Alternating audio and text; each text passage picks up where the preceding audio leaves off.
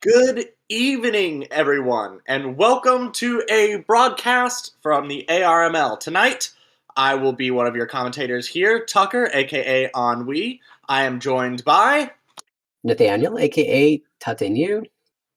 and our broadcast director tonight is Scott. Thank you very much for making this possible. And before we watch some A1 games here, we wanted to talk just a little bit about the stats.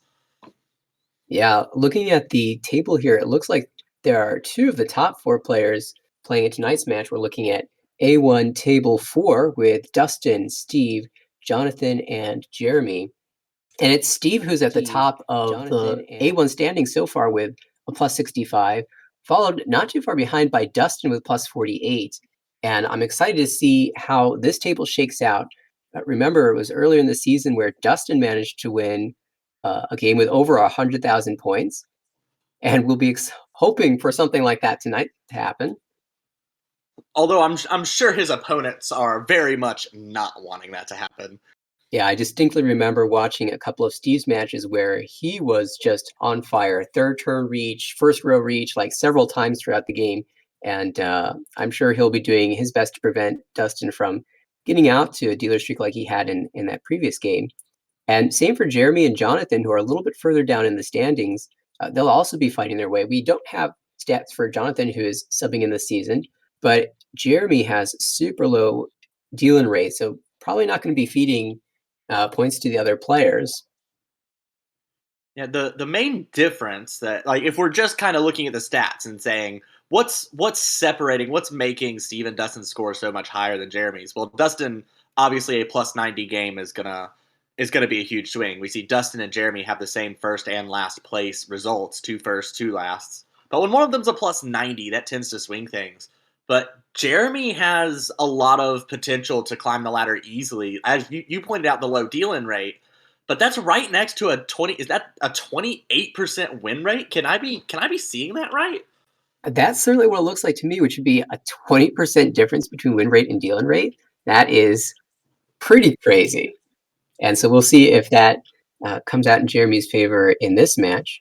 We still have a little bit of time before our match begins. So looking at the top four standings throughout the league, again, we have those A1 placements. In A2, it's Minko on top, followed by Aaron, Luce, and Andre. And then where are our names, Nathaniel? What? Yeah, we're in A2. We should be up there as well. I feel like it's still early, right? There's plenty of time. Even looking at that top four listing, this is only session 2. We still have 3 weeks after this, plus another placement week. So plenty of time to get your name on the top 4. Although early games, I'm not going to hold out too much hope. Well, you're still fighting for placement as much as you can, right? It looks like B1's got a pretty tight spread. And in A2, Minko has a huge lead, but it's a lot closer in B1. And in the B2, the 3 B2 leagues, we see perhaps it's B2A and B2C where you've got a couple players who are jumping out ahead. And these leagues, I think, are really interesting because it's really a scrum of new players. You don't know exactly who you're facing against. And in B2A, there are a few returning members. I do remember seeing Ada's name and Joe's name before, as well as Chris and Peter. So perhaps that experience from the inaugural Beta League pulling them ahead. It looks like we're jumping right into the A1 game, which has just started. Oh, and Jonathan here as dealer, starting off with 2 Dora South and a pair of Hatsu to make this hand nice, quickly callable. Yeah, call that Hatsu, Dora 2, that's 5,800, or it could be even more if you get the right shapes. To the right, it's Jeremy, who goes by the handle Ichiban, who's got a really nice shape, already super close to Tenpai. Ishan 10 already for Richi, not quite Pinfu or Sanshoku, but you can dream. Across the table, we've got beautiful Tanya shapes. Look at that Sozu shape. Really great, and I imagine that hand will come to it pretty quickly. And meanwhile, on the left, Steve, you were talking about quick hands from Steve. I mean, Steve also is already Ishan 10 and is in a good spot to go Dama here if he wanted with the close tune. Yeah, you have the potential to call that east as well, and it'll be interesting to see whether Steve takes the Ishanten or fights for a little bit more value with Honitsu. You could even make Honitsu. Oh, there's the east call. And Takes the Tenpai. yeah, and immediately that tile gets drawn by Jonathan. Unfortunately, that's just kind of bad luck for Jonathan. Steve played it very well though to cash in on that 2600. Yeah, that Anko of Chun giving him enough food to get the extra 600 points there. And unlucky deal in from Jonathan, we move to East 2. It'll be Jeremy as our dealer, and he's got a fair starting hand, 3 pairs, but reasonable shapes to work around and the potential to incorporate the Dora 3-mon. To the right, it is Dustin, who calls the East Wind already, looking to make a 2,000-point hand with that Dora 3-mon as well. And across the table, it's a pair of Southwind. That's not Yakuhai, though. Maybe some potential for a 1-2-3 Sanshoku, though, for Steve. And on the left, Jonathan has completed that shape in the Manzu with the ideal 3-mon draw. Again, anytime you can incorporate Dora, that's excellent. Potential for Itsu and the Pinzu, or even 3-4-5 Sanshoku here. So we'll see how that hand develops. Yeah, the only problem with Jonathan's hand right now is those couple of pinchons, the 8-9 pin and the 8-9 so, are going to clog up the hand a little bit and really slow it down. Really needs to start drawing more of those middle shapes to make that very expensive hand come to fruition here. In the meantime, our dealers picked up another pair, so 4 pairs now, and you're starting to wonder if maybe that's the direction the hand's going to go. Perhaps that's why we're hanging on to this Southwind that make a nice pairweight later on. But after drawing this 3-pin, now it's starting to look more like a normal Ricci hand.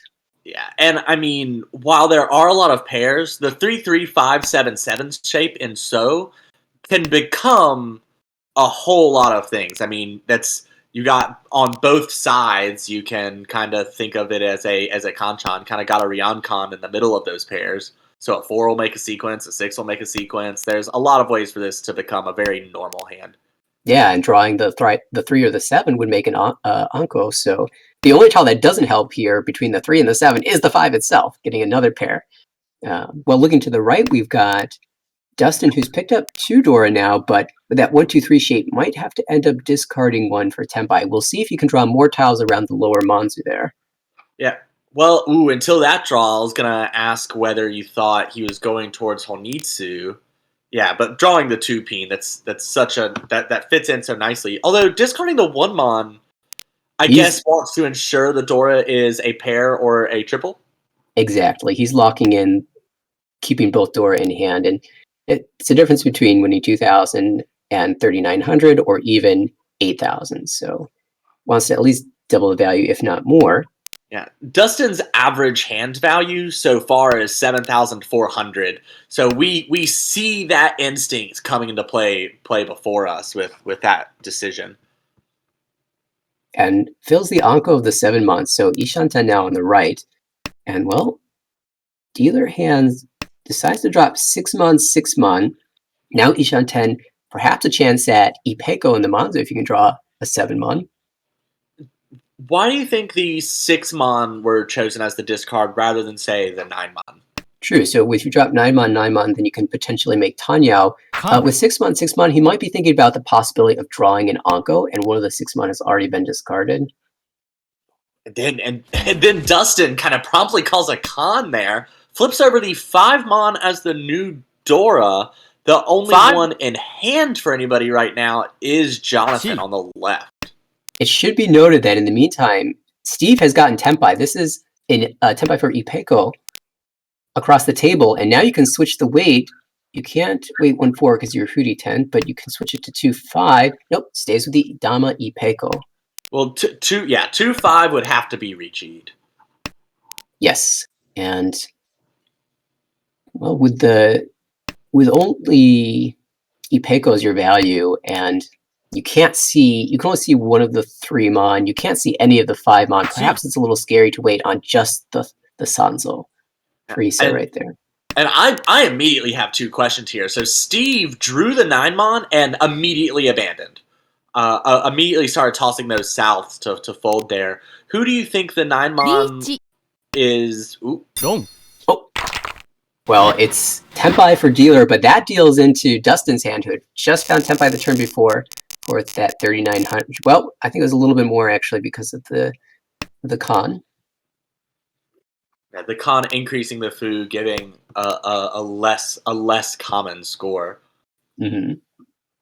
Dealer here has one of the Dora Chun and is electing to hold on to that rather than you could think of it as a once cut Hatsu since it is the Dora indicator tile, but very nice Manzu shapes, kind of looking like a Pinfu-ish hand, although the Pinzu and the Sozu kind of need to develop some runs for that to be the case. Yeah, starting to draw some pairs. It really wants to even those out. And this 8, well, can't keep it because the 9 Sos are discarded. So it looks like we'll hang on to pairs for now.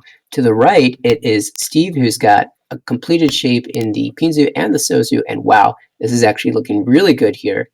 Is this already Shantem? You just need to draw something around those lower Manzu in your Tempai, or lower or upper Manzu. Across the table, this is looking like a Honitsu for Jonathan. You've got all the Manzu shapes plus the pair of Southwind. And then to the left, it is Jeremy, who's got one of the Dora tiles and is just hoping to build towards a Ricci, maybe Pinfu, or hoping to pair up the Dora. This is kind of unfortunate for Steve. As you said, every single Manzu gets Steve to Tempai, but there's so many Manzu tied up in Jonathan's hands that I don't know that really any draw is going to be very likely to win if it ends up on a Manzu wait. And well, looking at Jonathan's hand, he managed to find 5 pairs, especially with the 5 so getting paired up. And for that reason, chooses not to hold on to that 4-mon. It looks like he's going to make Chitoi waiting on the Dora Chun. 7 pairs is the attempt here, rather than Honitsu. Which, with the Dora in hand, I can see how that makes sense. I feel like 7 pairs is a little bit harder to suss out than Honitsu is. Honitsu tends to be very obvious.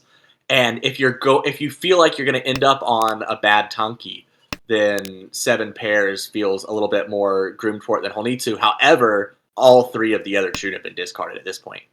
And now you're kind of wishing you were back in Honitsu. And well, maybe this is a start. This is Tempai, discards the Chun. So which is totally safe. Yeah, guaranteed safe because we see all the other 3 out. Waiting on the 6-mon, which there's 1 left in the wall. Dustin also Tempai now, waiting on the 7-mon for Tanyao only. Each. And it's Steve who chases, waiting for that 6-pin. Will that come out? No, 6-mon first. So it's a 3-6 wait for Steve Ricci only. Oh, and the 6-mon follows, but Jonathan had made the right decision. Yep, the 3-mon is also safe. And so where are the 6? There's 2 6-pin in the wall. And amazingly, Dustin has managed to keep Tempai so far. Will he drop the 8 and choose? Well, that'd be a 3d10 wait, so no. Still waiting on that 7. The 7 being Genbutsu does make it feel like a much better wait. Oh, that 6-pin, though. It's so scary against the reach. It's not safe, but it does come out, and it's a double roan. If we click the OK button, we'll be able to see the second score. It's Ricci only, and then Chitoi only. So very cheap hands, not expensive, and actually, despite the double roan, Dustin remains in second place. So you don't see that very often. Only losing 3,200 points on a double roan is kind of best case scenario.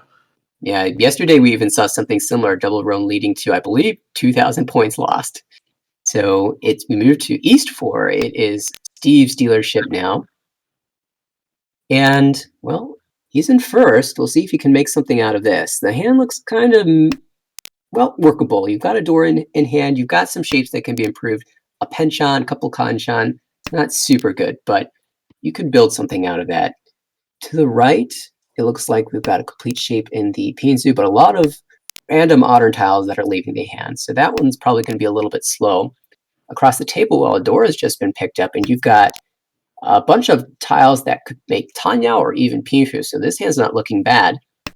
And on the left, it's Dustin who's got, well, a lot of honor tiles. And you have that 1 Dora, so perhaps with a 4 and a 6 in the Manzu and a 4 and the 6 in the Sozu, And that 6 pin, you're maybe thinking 4, 5, 6 Sanshoku, hopefully. But it starts out by discarding a lot of Pinzu tiles, so just leaving things floating for now. Yeah, a hand that very well you're kind of, I mean, leaving all the honor tiles in hand. Maybe you end up pushing towards Honitsu. Maybe you just end up folding with them later. Not going to try and chase pure efficiency and end up in a really bad spot. Still not Tenpai, middle of second row when someone else calls Ricci. Yeah, that's a really good point. Sometimes your starting hand just isn't there. It's extremely unlikely that you'll be able to draw the perfect tiles to get Tenpai. So you just start out by, going for a hand that is max value, like Honitsu. And if you manage to get perfect tile draws, then why not have them be Honitsu perfect tile draws? And if you didn't get there, well, then you have a bunch of honor tiles to safely fold with later. Here's the question, though. At what point do you start that folding process? Yeah, it really depends on what you're reading from the other players. And well, it looks like on this table, the other players are fairly slow, except for maybe Jeremy's hand across the table with 2 Dora now, and the ability to call for Tanyao. As soon as he starts calling, perhaps that's the signal for Dustin to start giving this up. But at the same time, yeah, you picked up a couple pairs, and Chito is always a backup option. So we'll see what happens there. Oh, and there's an Anko 4-pin. Now that makes Ishan 10 for Jeremy. Can call for Tanyao Dora 2, or even wait to declare reach. Well, that's not a bad pickup for dealer. It looks like Steve is now 2 away from Tenpai. All right, so here's another question for you. Jeremy had a choice there. Had 2, 3, 3, 5, 7, 7 pin. Personally, I would tend to toss the 2 pin so I could pick up like the Ryankan plus the 2 pairs. Jeremy decided to throw away the 5, eventually ends up holding the 3 pin and is now Tenpai. Which would you have chosen in Jeremy's situation? Discarding the 2 pin or discarding the 5 pin? I think I prefer hanging on to the 5 pin because you can call any of those tiles from 5 through 7 for Tanyao Tenpai, whereas the 2 pin allows you to draw yourself the 1 pin for Tenpai, but you can't call the 1 pin for Tenpai. However, hanging on to the 5 pin later in the hand it might be more dangerous tile than the 2 pin. So perhaps hanging on to the 2 pin in case somebody else declared reach, then you have a tile of safety. Like a Sakagiri move. Right. We were getting to the end of the second row there, so you'd imagine other players are turning close to Tenpai. Yeah, and just as you say that, Jonathan enters Tenpai waiting on the 3-mon, although that is a Yakula's hand. It is late enough that did not want to throw in the Ricci stick. Meanwhile, Jeremy calls a con, flipping over the 2-mon as the new Dora, which doesn't actively help anybody. Steve has one in hand. Maybe encourages, I was going to say Jonathan to reach, but draws it himself, and for just Ricci Dora 1. But after flipping a Dora, perhaps you think you've got a little bit more value to fight with. As it is, that's not a bad outcome for Jonathan, who now puts himself just outside of second place, and there's a battle for first now as we move into the south round. And it's Jonathan with a quick tune call, and the Dora is the Hatsu. We see one of the green dragon in hand for Jonathan. Oh, you can con this, but do you really want to? Pulls it for now and discards the 9 pin. And perhaps if you get one more tile closer to Tenpai, you'll call that con. Or if someone else gets a Tenpai first, that's a perfectly safe tile to discard. You can tell that no one's going for Kokoshi here. It can either add value to your hand or add safety. It's a very, very versatile tile, that 4th tune, surprisingly. Yeah, and if you have the tiles flexibility that it's not super efficient to hold in hand, a lot of times it's good to keep that tile in hand and make that decision later. As it is, now just looking for a pair, we might see the con now. And then the Hatsu Tanki, perhaps. Oh, hanging on to that. I do imagine we're going to end up Hatsu Tanki. The problem is if you call the 6-9-mon for Tenpai, then you have to discard the tune. That is true. Oh, you draw it, so now you can con. No Rinshan, but you do reveal a new Dora that is the 8, which is in hand. So now Tenpai for tune, Dora 3, once the Hatsu comes out. And will Steve discard it? This is Tenpai, or will he go Hatsu Tanki himself? Discards the Dora in. Oh my, this is going to be a huge hand for Jonathan. 12,000 points. who could have expected Tempai that early? Well, I guess the con signals it a little bit, but Dora Tonki is so hard to read, and Jonathan with a massive lead now moving into South 1-1 Honba. Pretty reasonable starting hand, has a Dora in hand, hoping to make Richi or Pinfu or potentially Itsu in the Sozu, but look at the hand on the right. That's how are you going to force this towards Honitsu? I guess you don't really have to force it. The 2-4 isn't a fantastic. Well, now you. Well, now you don't have to. But look, you've got the Anko of White Dragon in your hand. You've got a pair of South and South as your wind and the round wind. So that's already 3 value. And Honitsu close would have made it Haneman. Open is still Mangan, so you're extremely happy with that. Drawing the 2-3-4 puts you away from that, and you're hoping to just be able to reach and win on the South wind. South comes out on the left, so it's called. And which way do you want? 2-5 pin or wait for the north? Yeah, Chooses the 2-5.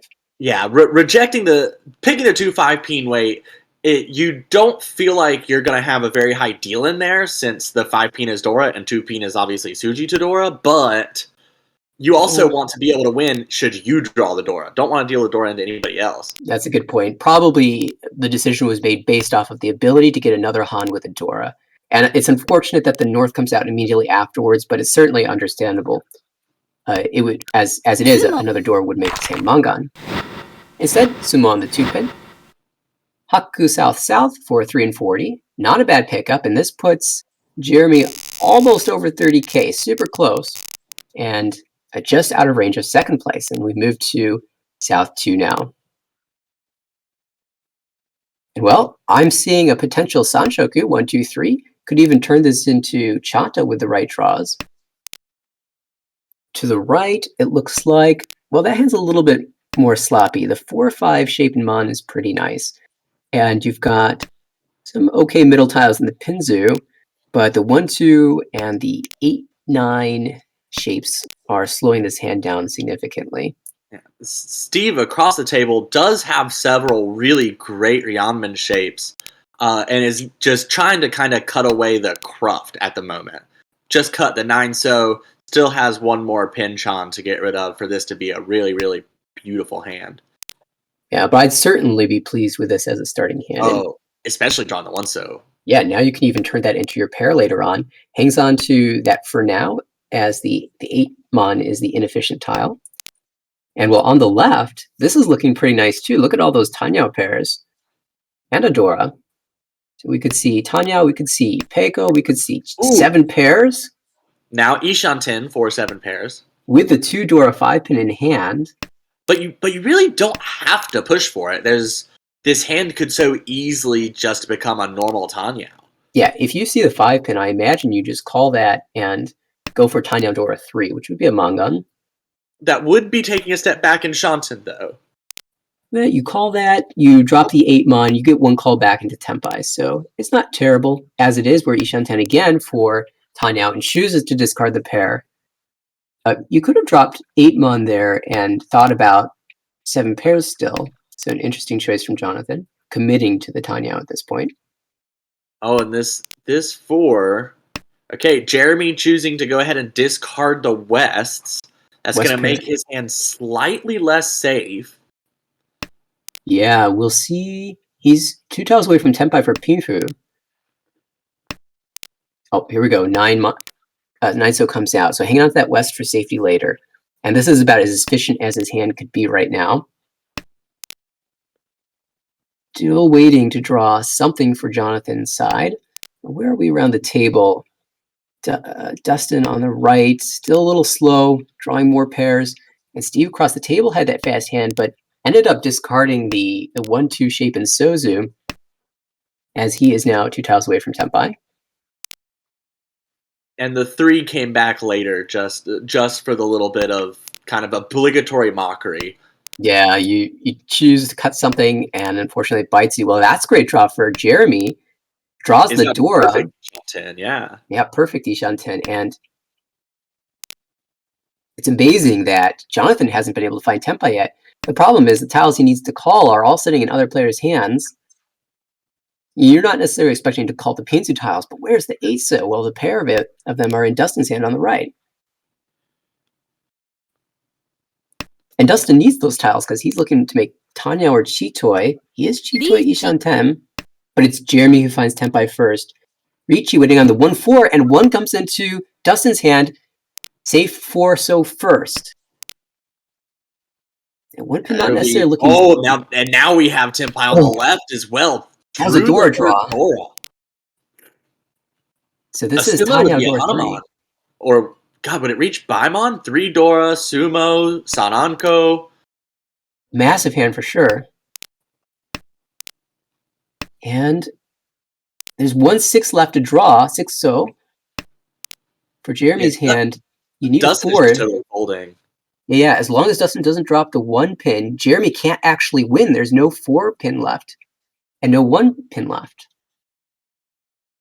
And with this hand, you have to push, but Jonathan, he's dreaming big, but with only 2 tiles left, there's not enough time.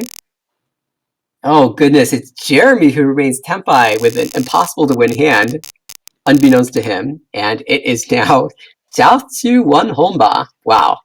And that did 3 pretty huge things. 1, Jeremy passed Dustin for second, and now Jeremy is in second and Dustin in third. Jeremy went over 30k, which affects how Uma is divided up, and Dustin fell below 30k. So that Ryukyoku was enough to make a pretty heavy swing in the points, and we see some early calls. There's 1 Ricci stick and 1 Homba out, and people seem to be fighting for that small margin there. It looks like our dealer has called the Hatsu and is just hoping to make, well, that Hatsu is Dora. So that's going to be a 12,000 point hand if this can be completed. And to the right, it's Dustin who's called for Chun, has the East Anko in hand, potential to go Chanta, potential Honitsu. We'll see how this turns. Once you see the dealer has called the door, though, you start to think less about building value hand and just finishing the hand. You can't let him pull ahead of you. Yeah, especially since Chanta Open does not really add all that much value. That 1 extra Han isn't going to change the world for you, but losing to a dealer Mangan would. Yeah, even if you don't deal in, a Tsumo even is 4,000 points you're paying out. So you just want this hand to end. And across the table, can this be a hand to fight with? This is Ishan Tem. Very decent shapes too.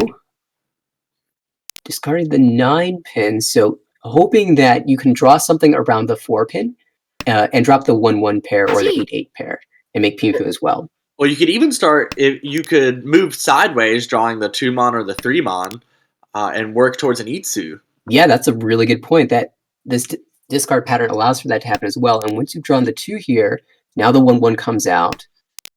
There's even the potential to shift to Tanyao, but it's Ichiban. Jeremy has found Tempai with that Dora Anko, Dora Call, waiting for the Sanzo. 3-so is once in Dustin's hand, and that doesn't really fit. If he's committing for Honitsu, that's going to come out. Ooh, now would be the time. Discards it. Oh my, and it's Jeremy with another massive win. This time is 12,000 points, and that puts him in first place now. And Dustin into last. Yeah, it's a real tight race now for 3rd and 4th between Dustin and Steve. And these are the 2 players at the top of the leaderboard. So this could have a pretty significant effect on the standings. There's A1, there is no huge jump in A1. So a bad 3rd and a bad 4th could do a lot of damage here in the overall standings. Jeremy deciding to go Atazuki. Yeah, wow, I just really butchered that one, huh? Atazuki right off the start with the pair of Haku in hand, but calling the 1-mon. Yeah, flying high after that 12,000 point win assumes that the Haku is going to come out. Otherwise, he's probably not getting value here. The shapes aren't amazing. You got a Yankan and then another Kanchan shape. So you're really hoping to get that Haku before you have to reveal the fact that you are Atazuki with another call. And to the right, yeah, look at this. Sanshoku potential, and you've got that Anko of Northwind. No door in hand, but your Ishan 10 for Sanshoku, I'll take that any day. If the 1-so comes out, do you call it? Ooh, so that would just be a Well, Peach. just draw it don't need yourself, to. huh? Yeah, I no would probably reason. pass the first one. Insta Ricci without thought from Dustin for the Oh, Sancho. but it comes out immediately from Oh, it's Steve. Hatsu. Ichipatsu Sancho, that's Mangan, Noda.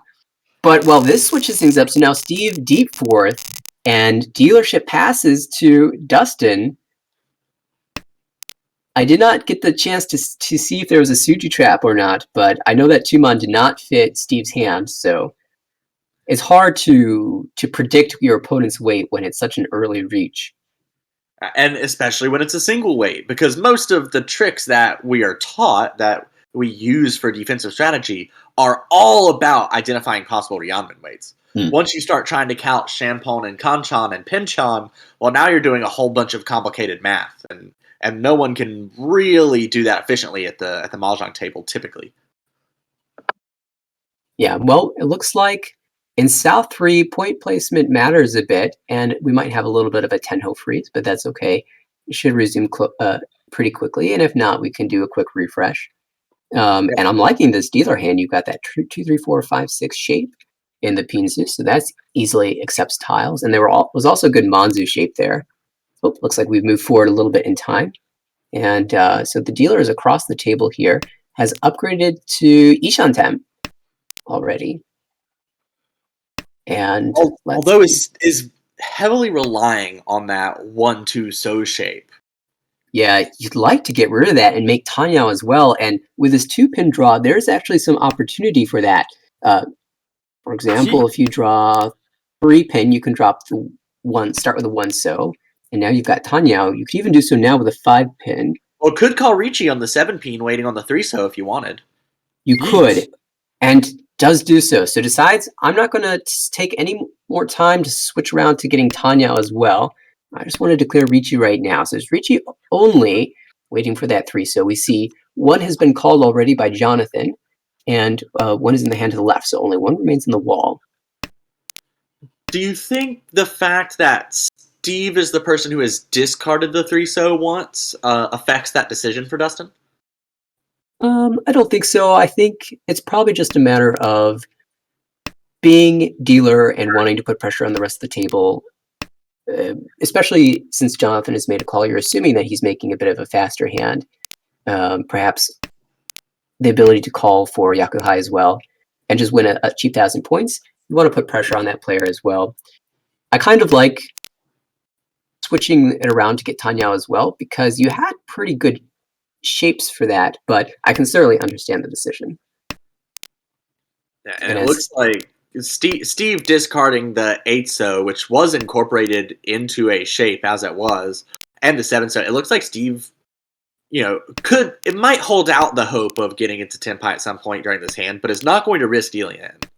Yeah, and a deep fourth, you want to win points, but you don't want to just give up your chances right away, especially against dealer who might have the door. We can see one door 9 so has been discarded, and from Steve's perspective, he has one in hand. That 6-9 Suji isn't safe, so the last 3 so has been drawn by Jonathan, and Jonathan was folding, it looked like. Kind of in a rough spot now. Finds the safe 2-pin, has another one to discard later. And the hand on the left, kind of close actually. Oh, would that be? No, that would not have been Tenpai on the 5-pin draw. The Manzu shape is one of those shapes that I look at and I always think is 2 complete shapes, but is really just kind of a hodgepodge. Yeah, interesting. Chooses to follow discards and discard the 5 mon, not even thinking about making Tenpai here before dropping the 8-pin, that is. And so just playing full safety at this point. And it looks like we're going to enter Yukyoku as there's one tile left to be drawn and no winning tiles left. It's all on this now. Can Jonathan discard? No. Finds a safe discard, and it is Dustin who takes the 3,000 points. We'll leave 1,000 in the middle of the table for the next round. And we enter South 3, where it is, well, a bit of a rough starting hand for Dustin. There's a potential Ipeiko in the Sozu, though. And a nice Pinzu shape, and we'll see if you can build around that. Even now a chance for 789 Sanshoku. Yes. Steve, meanwhile, has a very interesting hand. Has one of the Dora Souths, and has a hand that could pretty easily be Chanta, or could be seven pairs. Oh, Oh, there's the seven mon. That's a nice little Chanta move there. yeah, you can make Chanta, Ipeko, Dora 2 if you pair up the south. Oh, it hurts a little bit to see that 3, but that was the inefficient tile. Outside of the door, of course, which you want to hang on to, especially in the south seat. Across the table, it is Jonathan with, well, these shapes look a little more normal, and with all the 2, 4, 5 type shapes, perhaps there's a Sanshoku in the picture. And on the left, it is Jeremy, who's looking to make, well, Tanya.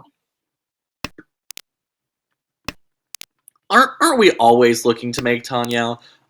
Steve just drew another 8 peen, so has 2, 7, 8, 9 peens completed. Is Oh my. Ishanten in several different ways. Yeah, could have called there for Junchan Tenpai, decides against it because that involves discarding the south. I mean, you could get 7 pairs here, even. You could get Yanpeiko. There's a lot of options here.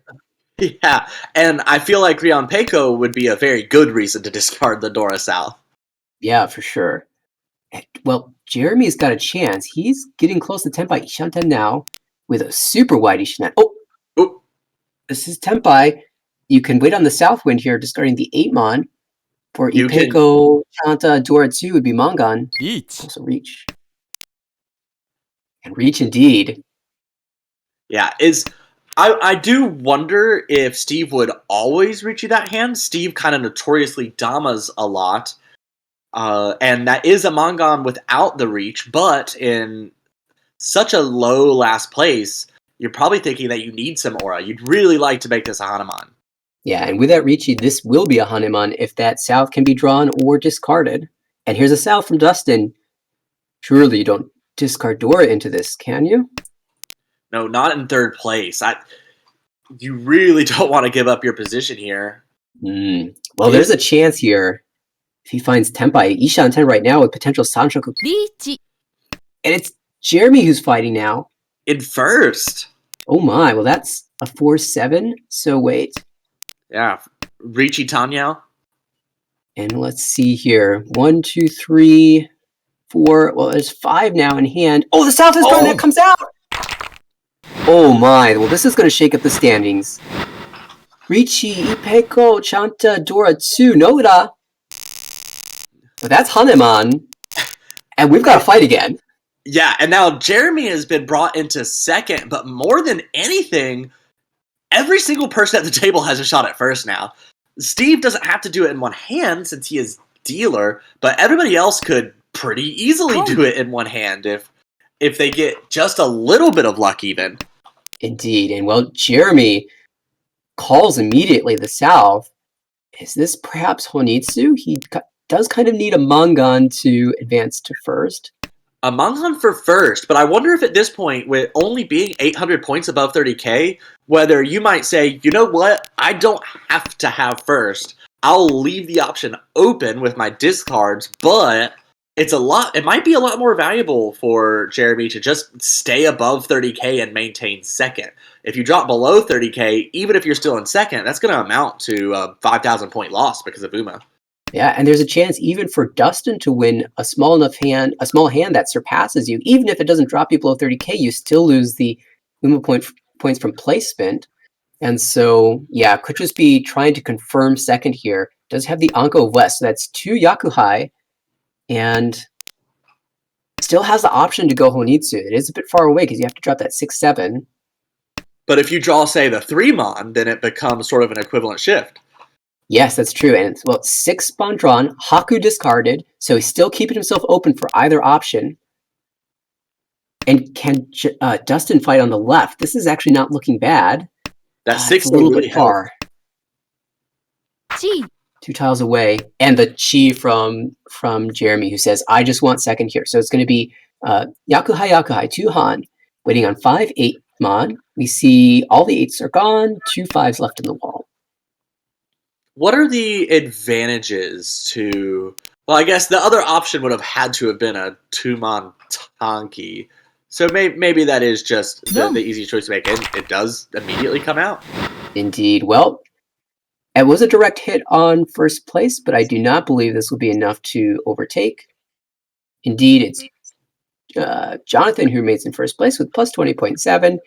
Jeremy, close second with plus 8.4. It's Dustin in third, negative 7.3. And Steve, despite that amazing hand that Hahnemann earlier, could not find the dealer continuance and remains in fourth with minus 21 points. Although minus 21 is much better than minus 35. That Oh, absolutely. Yeah, we went from that. The game, the entire round was incredibly tight. Everybody was, nobody was really below 20K, or a couple people were close, and it wasn't until a big win from Jeremy, I believe, to rocket Hmm. over 40K. But then, as soon as things got split apart, Steve hits first place Jeremy to bring everything back together, and I feel like the scores do represent the way that round went. Yeah, and these scores, they are extremely tight for, a full Hanshan. It's not like one player absolutely dominated this game, and even if you finish fourth in negative 21, you can't be terribly upset about that. I mean, Oh no. it's a little painful, but that's an extremely small fourth place, and you can easily come back from that later on. So we see the score update on the right after this game has been completed.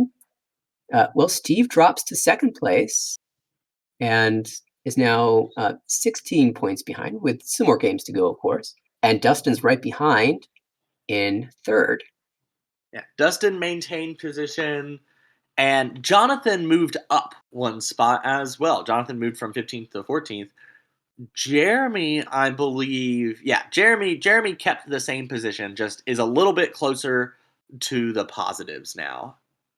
Yeah, just slightly negative and not in a bad spot at all. I mean, you're not that far out from first place. One good win, and you could be there, like one really good win. But we've seen some really good wins this season. We've seen a plus 100, with plus 90, plus 60. We've had several games happen already that would be enough to make up that gap. Do you feel like these, because there have been so many big wins early, and there's already been two Yakuman, I believe. Yes. Do you feel like these, because last season there was a lot less of that. It wasn't until the very end of the beta season that we started seeing a bunch of very huge games, and it took until halfway through session 4 for us to see our first Yakuman, although the next 4 Yakuman followed very closely on the heels of the first. Mm. Do you feel like this is just the result of there being more games happening in general now that the ARML has grown, or do you think that for everybody in B2 Pool A and above that, having played in this format, being more comfortable, whether it be on Tenho if they didn't play before, or just in these league rules in general, that people are just getting better at using the system and yielding these larger scores? I think it's probably a combination of the two. I mean, for sure, after having gone through the inaugural beta league and now in what would be season two, if you had gone through that experience, you're definitely feeling more comfortable with uh, the type of game that Tenho provides, especially if you're not used to this client or perhaps the speed of this client. You're sort of feeling your way through that first season, and it's kind of settling in now. But I think it's probably the majority of that difference has to do with just the fact that we've got so many more players this season. I mean, I believe there's over 100 in this league currently, and with that many games going on every week, you're bound to see a little bit more. And I wonder if it also has something to do with the fact that, after the beta league, the players got situated in the divisions A1, A2, B1, B2, so on and so forth. Um, and perhaps you're playing against players who are around your level of experience, and you sort of know what to expect from those players because they play like you do. Perhaps that has a little bit to do with it as well, just sort of being able to predict what other players at the table are going to do because, well, they play like you. alongside that, actually, it seems natural that we're able to see everybody's stats with the 39,000 streams that we've done so far in season Mhm. 1. But we didn't have these stats last season either. So even going into session 5, it'd be your first time playing people, and you'd have practically no information on them unless you just happen to watch their games, or you just happen to play Mahjong with them in real life, or if you do them beforehand. So I feel like having access to these stats from people's games from the beta league and so far in season 1 gives a lot of power to other players to feel like everybody playing right now. That's another good point. I know, Tucker, I know you're a math guy and I'm a math guy as well. We love to analyze the numbers, and any bit of information that you can get on your opponents feels like just another tool in your toolbox of things that you can use in a game. And I'm certain that some of the top players, and we're watching an A1 match right now, and some of the top players are looking at these stats and using them to their advantage as they determine what the other players are going to do in different situations.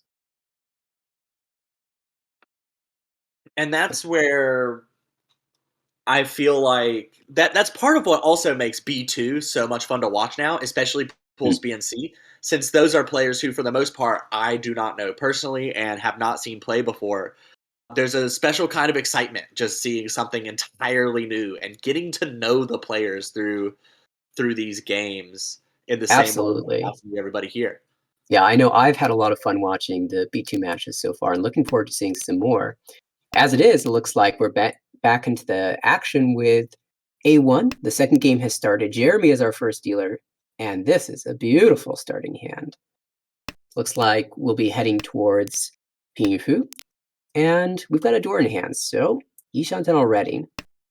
To the right, we've got, well, that's the makings of a 1, 2, 3 Ipeco in the Manzu.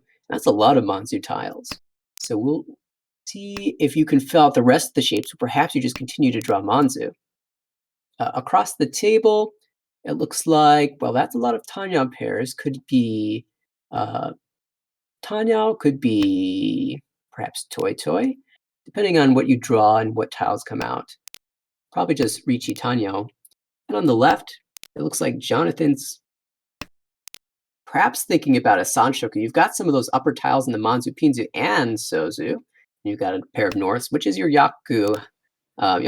So we might see a North call if he wants to make a cheaper hand, especially given that he's got a Dora already in hand. And well, How do you feel about this? It's not. It looks to me like an Ariamen is just the shape I'm imagining in my head that Jeremy has. The 1, 1, 2, 3. One, first off, what's the name for that shape? Second, how do you feel about those shapes? I really love the shapes. I wish I knew the names, the official titles of these shapes better.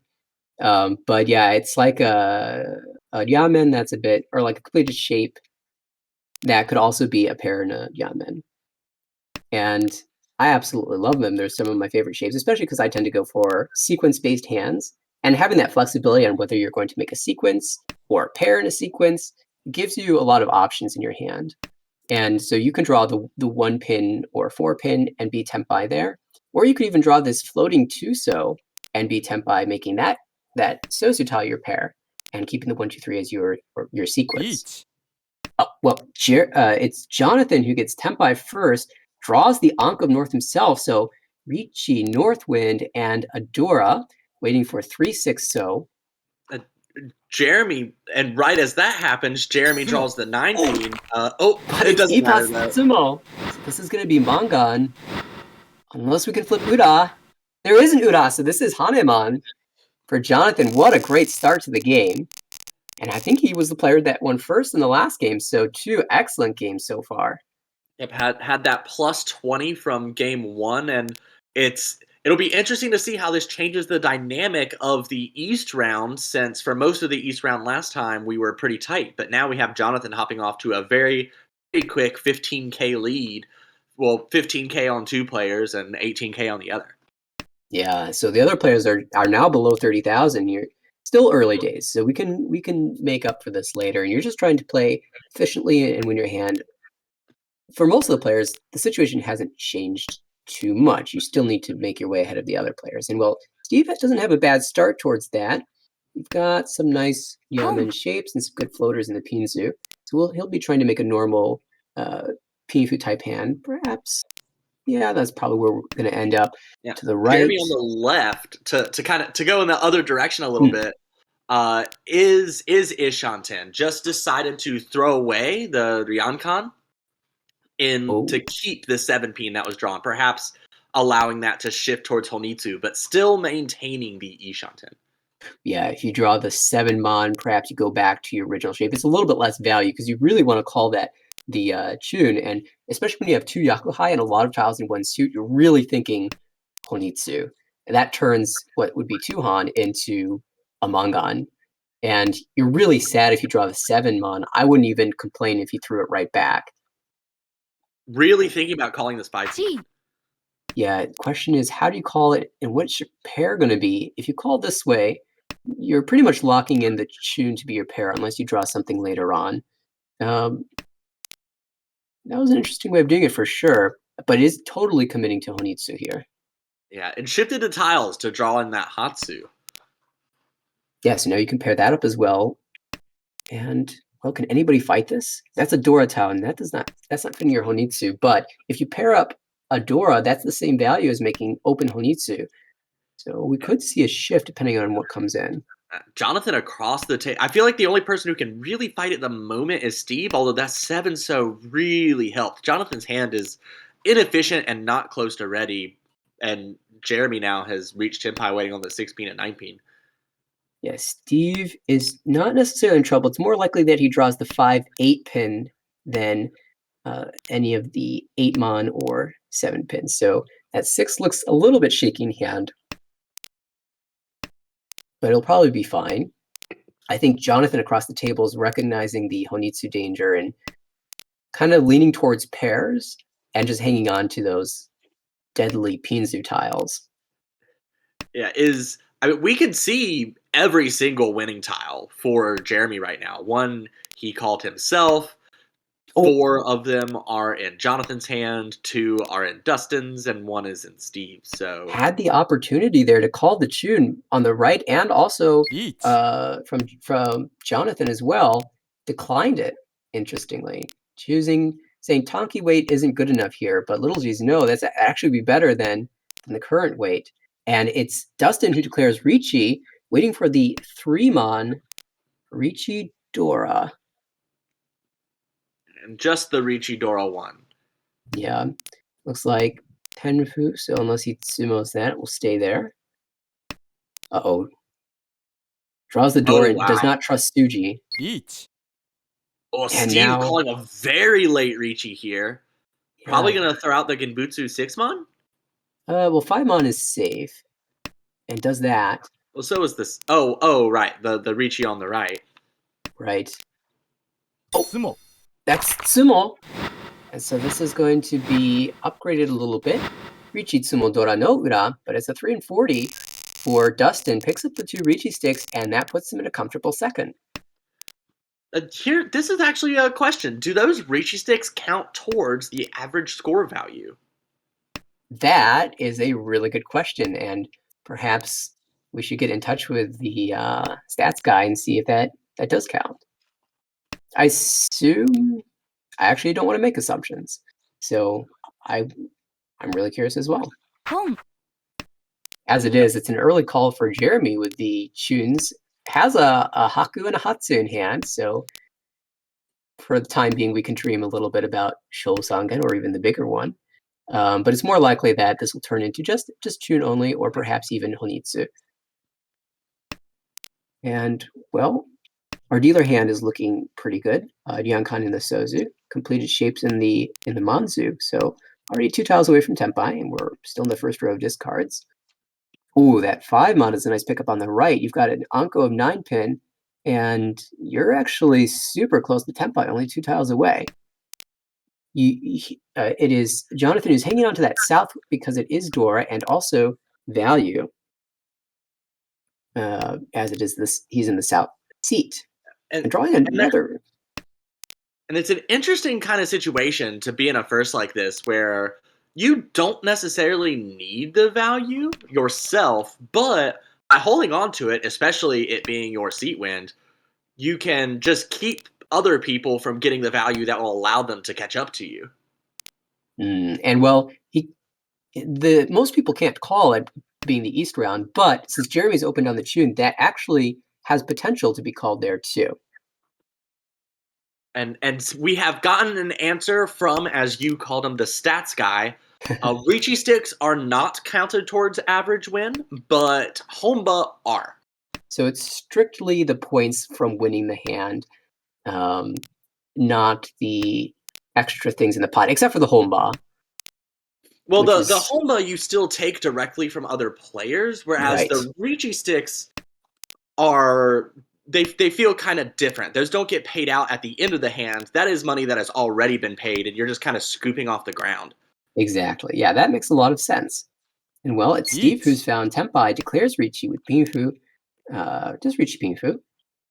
And now Jonathan with that Southwind probably doesn't want to fight this, and so discards the one so. Maybe we'll choose to fight if he manages to draw another South.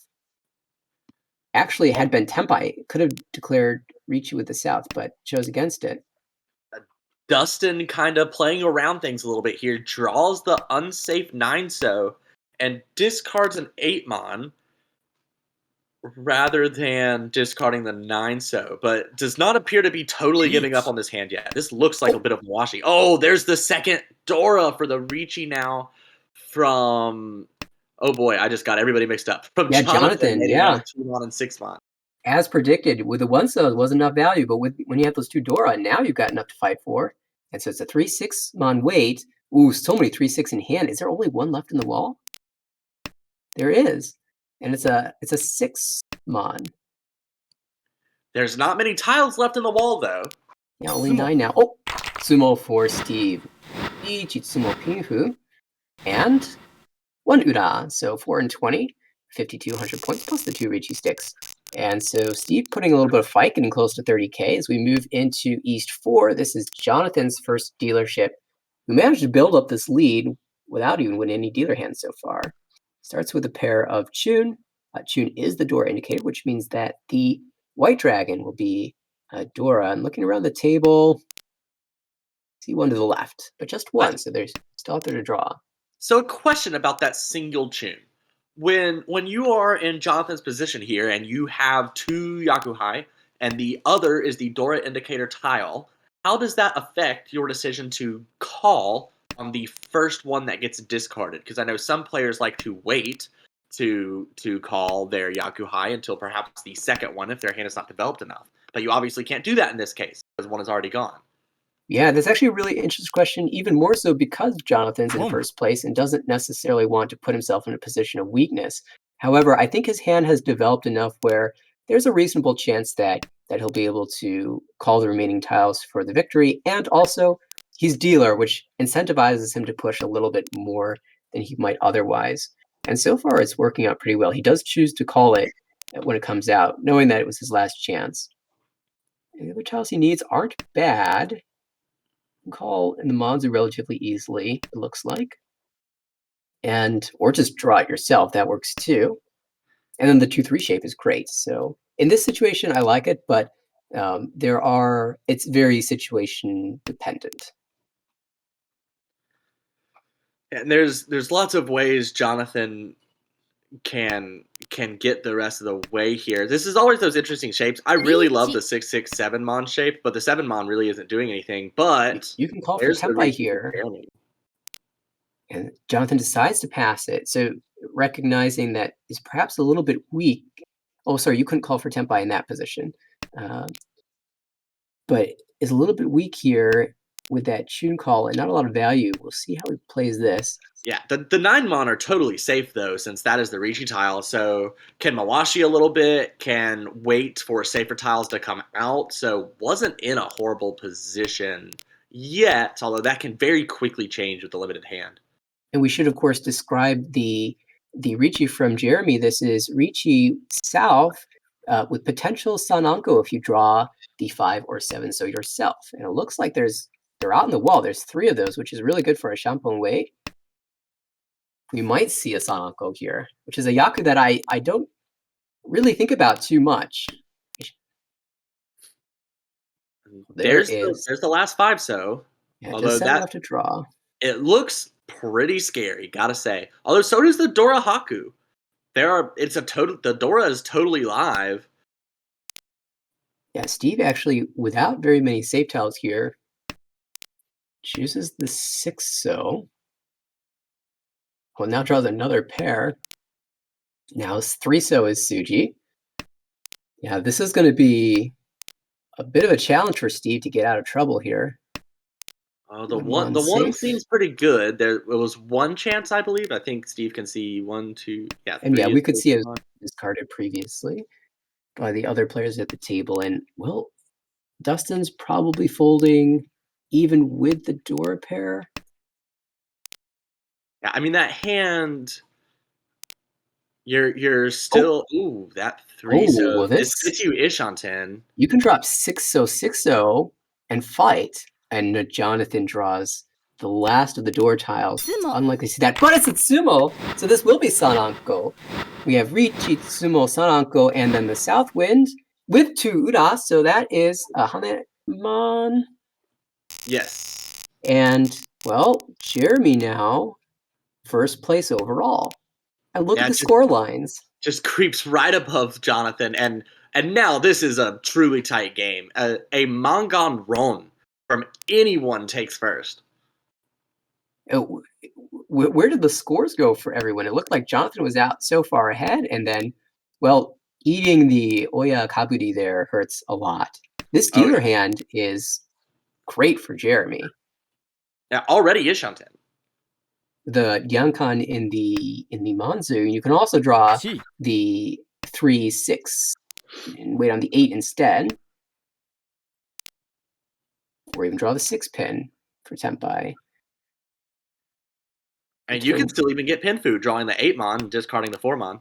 Yeah, so a lot of options here. But to the right, this looks like a Pinfu as well, and that's Ishan 10. Across the table, Dustin's calling everything. Looks like it's going to be a Sozu Honutsu. That is scary because that's the Dora suit. But it's also not even close, even after 2 calls. Well, 2 tiles away, and Steve gets there first. Riichi didn't get the Pinfu. Just the 2-pin wait. Would you have called the Riichi there as well? Well, let's put that on hold because Jeremy just got Tenpai as well and decide not to take it. The 4 mon would have given the Pinfu Tenpai, but with the 3 mon as the discard is probably seeing that 4 mon as being especially dangerous. Oh my, the 6. Well, it might not have come out because that became Nakasuji after the 9. Well, it would have come out from Zelkin's hands, so that hurts a little bit. Yeah, must have been afraid of discarding 4 mon there after the 3 had just come out. And so, well, regarding that Riichi, it feels bad to do Riichi Dora 1 against Honitsu in the Dora suit. But at the same time, it's extremely early, and if that Honitsu player is going to commit, then they have to drop the Pinzu tiles. So it would come out. So it's definitely a pressure play. Either forces Honitsu to give up, or you have 2 drawing pools now. And meanwhile, the 2-pin are mostly just coming into Jonathan's hand. Jonathan has 2, Jeremy has 1. Jonathan actually not that far from finding Tenpai, despite playing extremely safe here. Yeah, is still 2 away, I believe. Yeah.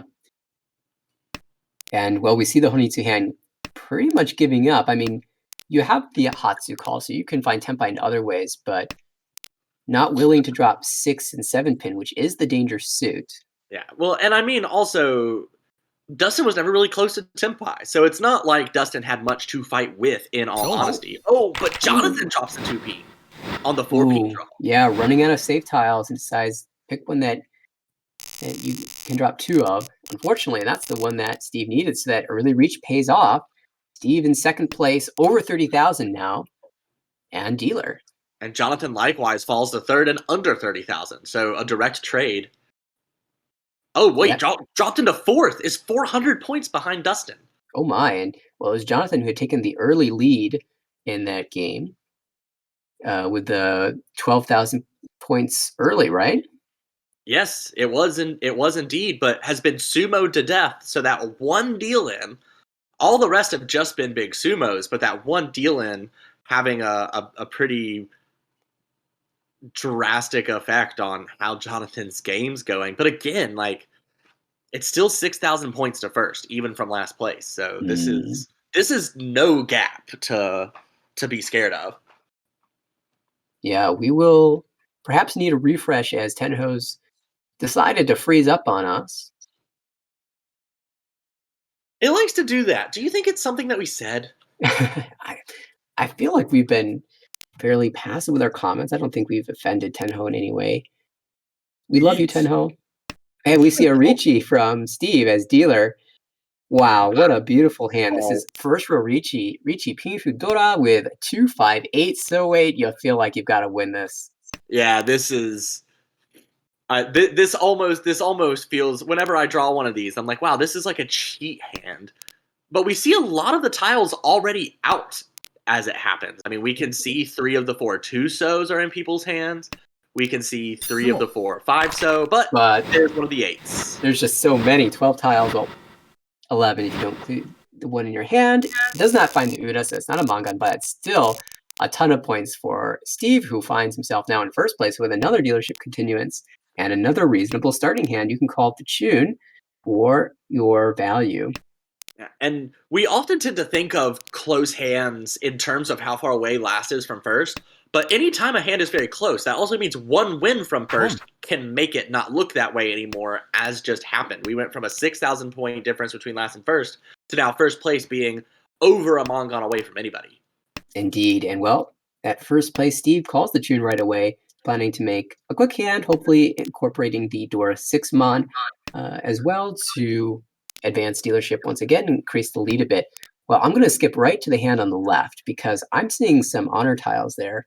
That's Jeremy, Uncle of Southwind already, and a pair of Eastwind. Now, we're not in the East round, but this is looking kind of like Honitsu here. Yeah, without anything connected to the 3-so or the 8-so, it kind of feels that way, but the problem is you don't really have any Pinsu shapes. Like, the 5-6 is good. The 1-3 is kind of separate, and then you just have a lone 9-pin, although it does take the 5-6-7 call, but it doesn't have to stay Honitsu. That's true, although with the discard pattern here, it really looks like he's trying to force it. And we'll see right here, definitely forcing it. And well, Steve with another call, Ishan 10 now. Oh, yes. Looking across the table, Jonathan, Ishan 10 as well for Pinfu and potential Sanshoku 345. That hand's actually really nice.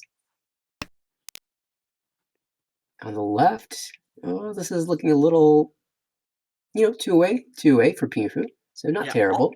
The problem is you've got to get rid of those Pinsu tiles. Kind of progressing together. Oh, there's the reach.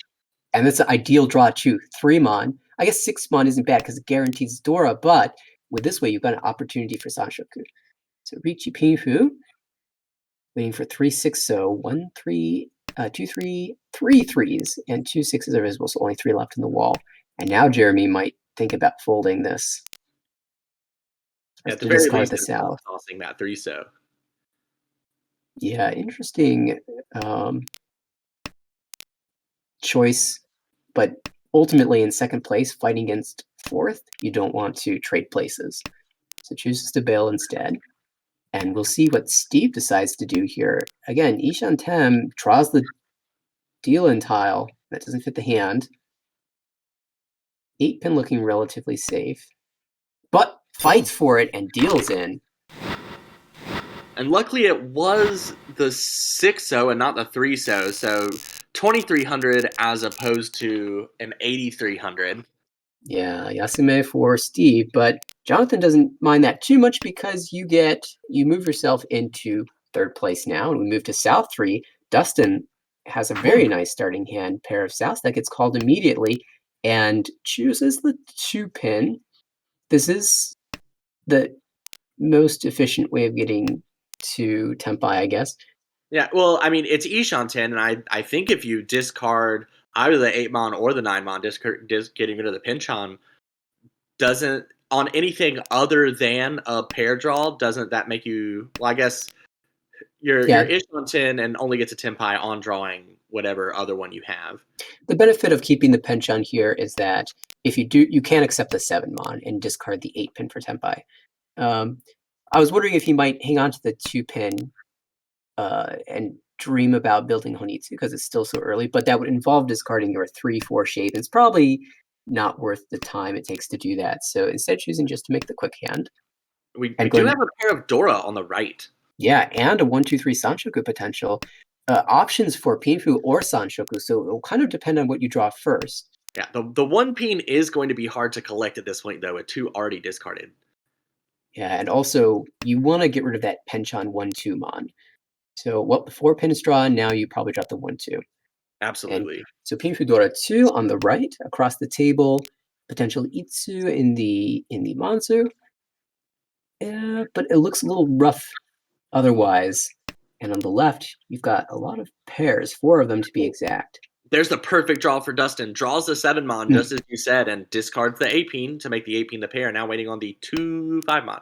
Well, pure efficiency wins again, and it's, well, not that many tiles remaining. Looks like 3 left in the wall.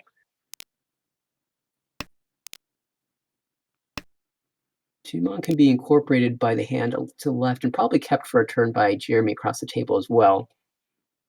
But Jonathan's in a little bit of trouble if he were to draw it. Yeah, and Steve's drawing a lot of very nice looking tiles, but none of them have completed any shapes for him yet. I mean, honestly, is close to Cheetoy as anything. Ooh, and there's another 5-mon. The final 5-mon just came into Jeremy's hand, and he keeps it. Well, another pair drawn for Steve, so we might think about 7 pairs now. And yep, a 4-pin comes out. The R Ishanten for Tanyao Cheetoy. Oh, that's a Uncle of Dora drawn. And now what do you do? Chooses the 5. So Yeah, the 5, the 4, 5, 7 weight for the pair would have been Furiton, but even so, I feel like I might discard one of the other Rionmans and well, assume that the 4, 5, 7 is going to complete first. and indeed, this gets Tempai now and chooses to drop the Anko. You don't want to wait Tonki here. So this is Reach Pinfu Dora 2, waiting 5, 8-pin. And Yeah, now and decision for Dustin.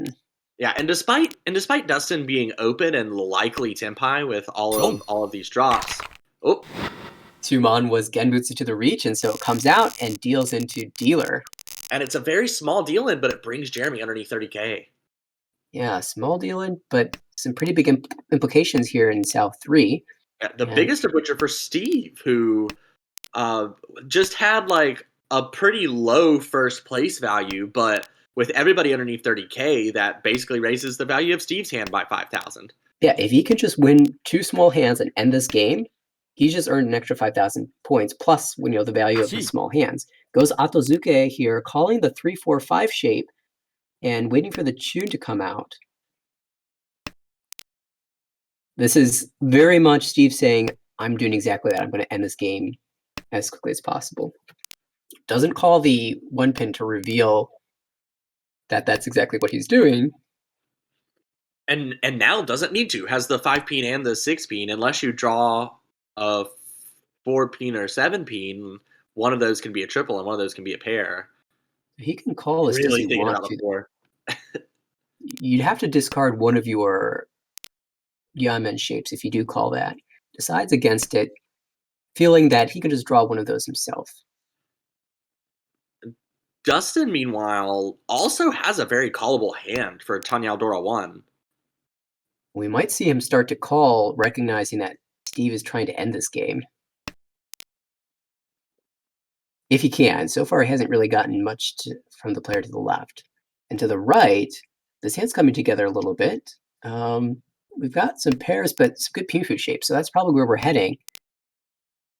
And Jeremy across the table is not doing bad. It looks like he's Shuntem.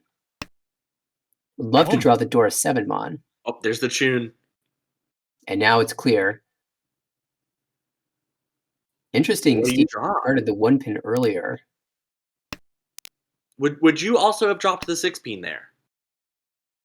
Ooh, that's well, the problem is you've kind of committed yourself to the 1-2-3 shape because you don't really want to wait Champon on 5 pin, 6 pin.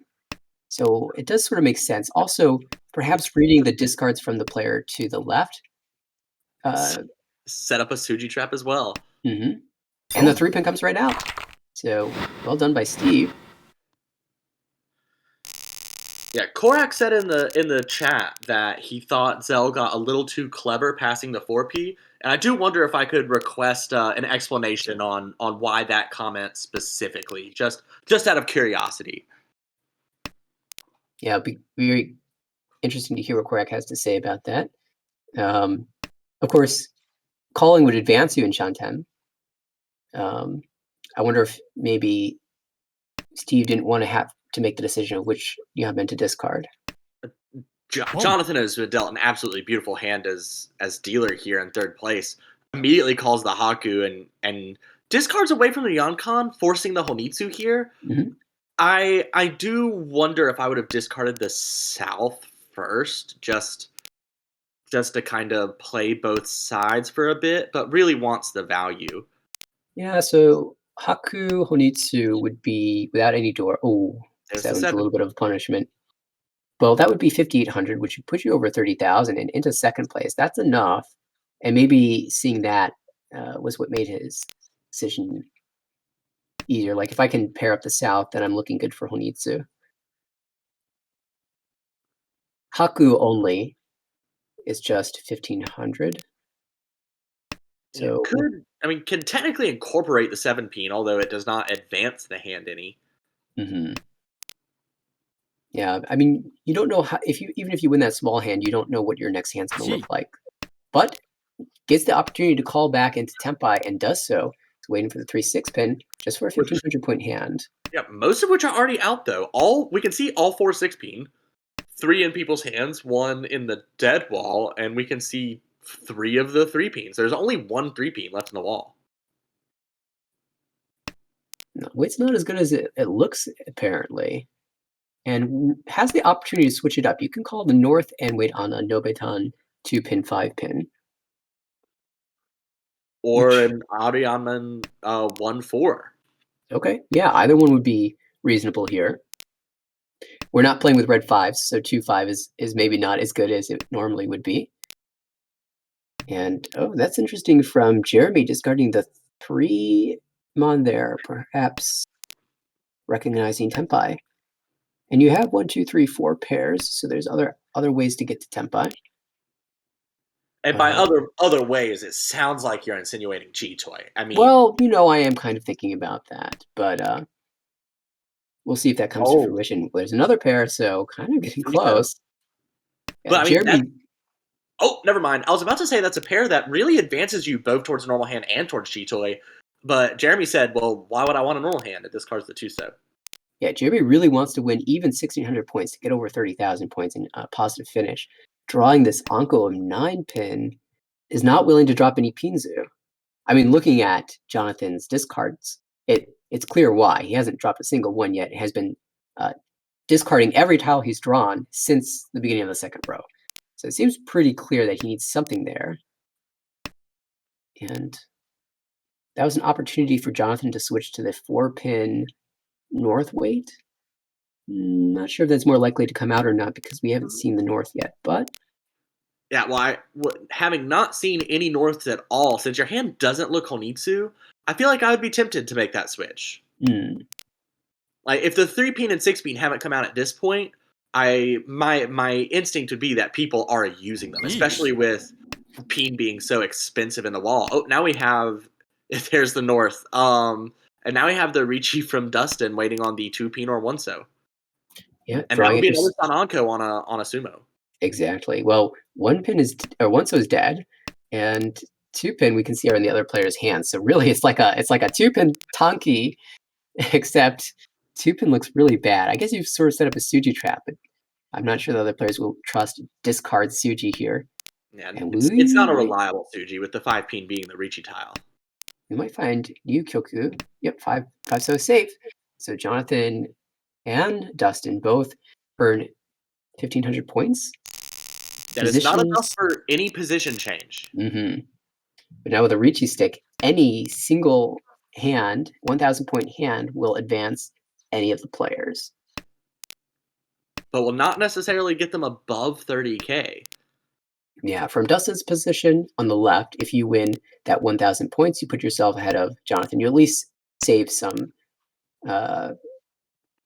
minimize your losses. And from Jonathan's perspective, you win 1,000 points. You move ahead of Jeremy, and you get to go again. And from Jeremy's perspective, you win 1,000 points plus the Homba. And the reach stick, you're over 30K. So everyone's got something to fight for, even if it's the smallest possible hand. And looking at the hands, if you're Steven, you win 1,000 points. You keep everybody below 30K. So literally everyone at the table has incentive to be a pawn cat here.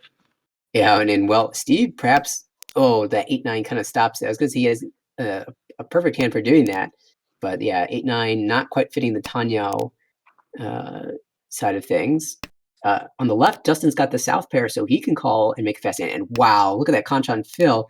This hand's actually getting close. Also, a lot of pairs. And our dealer hand is kind of progressing slowly.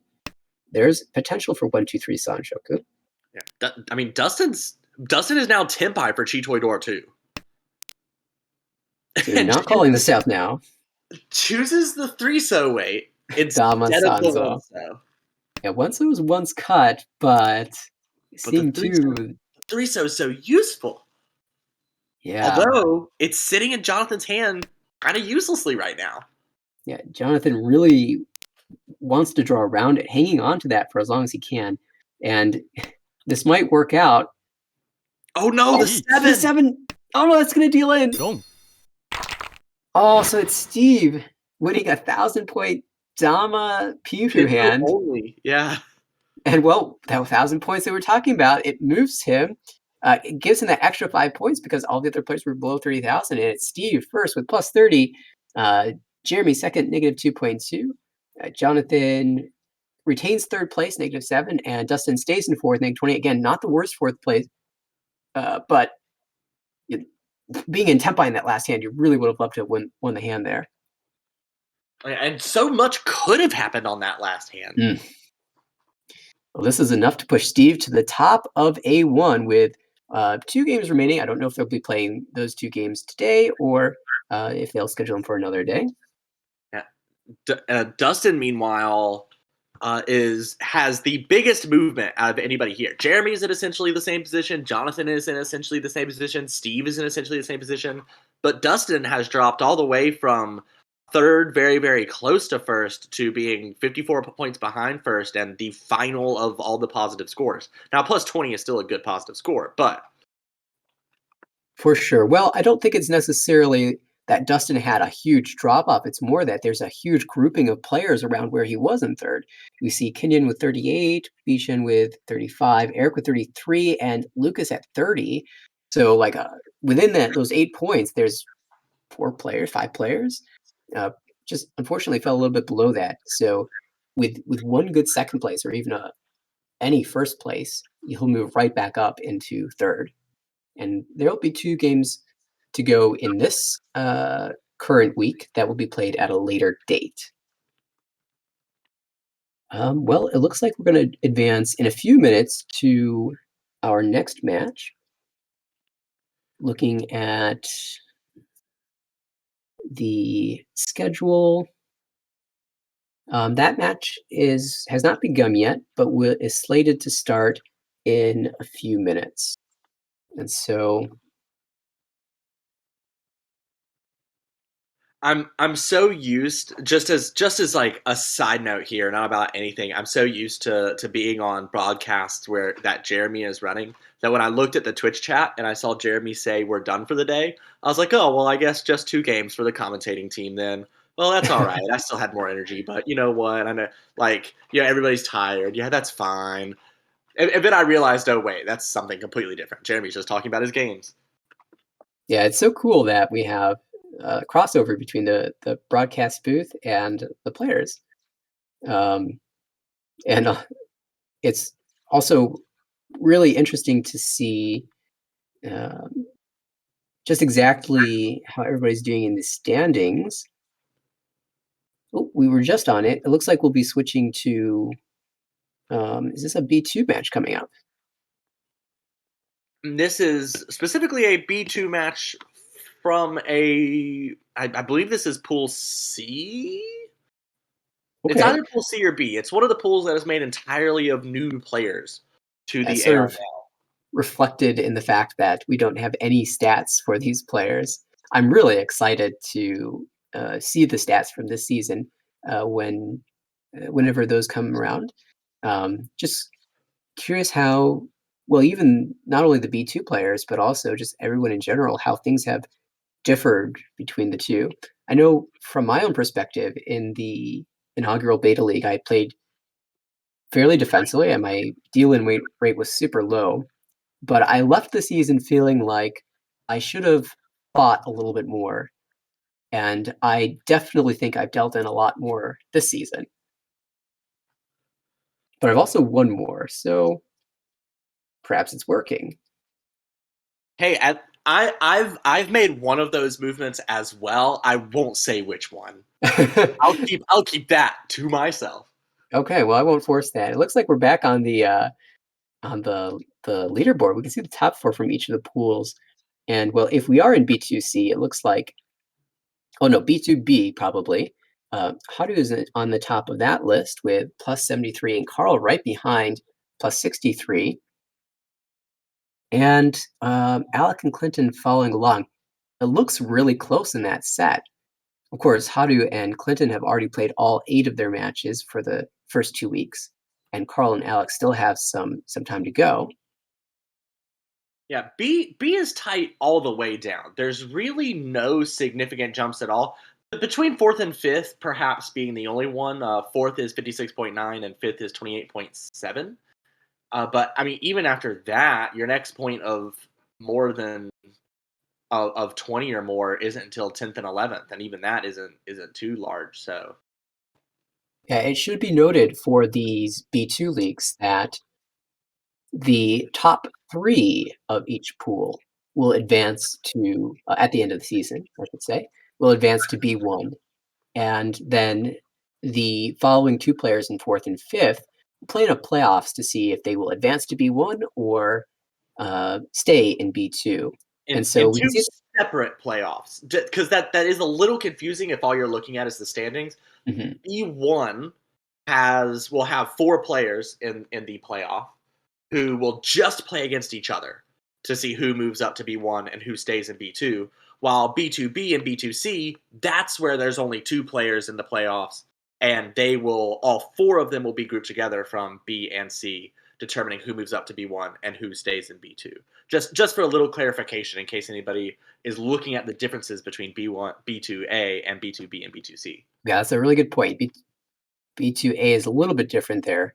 And so there's a lot to fight for if you're in one of these B2 pools. Not only do you have the opportunity to move straight to B1 if you're one of the top 3 or 5 players, um, but you can even in the lower rankings, there's something to fight for. As it seems that with the large increase of players that we had this past season, that we'll be expanding the divisions even further. So there'll be a B1, a B2, and a B3 league. And so there's even the opportunity if you're in near the bottom of the standings to fight in the playoffs for B2 versus entering the next season in the B3 league. So definitely something to fight for no matter which position you find yourself in. And it looks like the players have queued, and that game will be starting in a little over 3 minutes, more than likely. Okay, thanks for that information. And I would thank Scott. I just happened to be looking at the correct screen when he switched over there. yeah, Scott, really appreciate you providing the information for us. And it looks like it's going to be Carl, Tommy, Yunxi, and Joshua. And I cannot read Carl's handle or Josh's handle. So perhaps we'll be going by names for this one. And well, it's Carl who's second in the division with the 63 points, battling against the other 3 players who are grouped up closer to the bottom. But again, we said that B2B did not have a very wide spread, so it doesn't take a lot for you to advance from the bottom to the top, or even fall from the top back down towards the bottom of the standings. And this can be a sort of tense situation too. Whenever you have 3 people at a table who are all very close together in points, as Lynx, Joshua, and Tommy are here. Whenever you have this sort of situation, there's I remember a while ago in I think it was the championship, we were talking about some game theory and about how like sometimes a player benefits from letting another player win as long as they're kind of not involved in the dealing.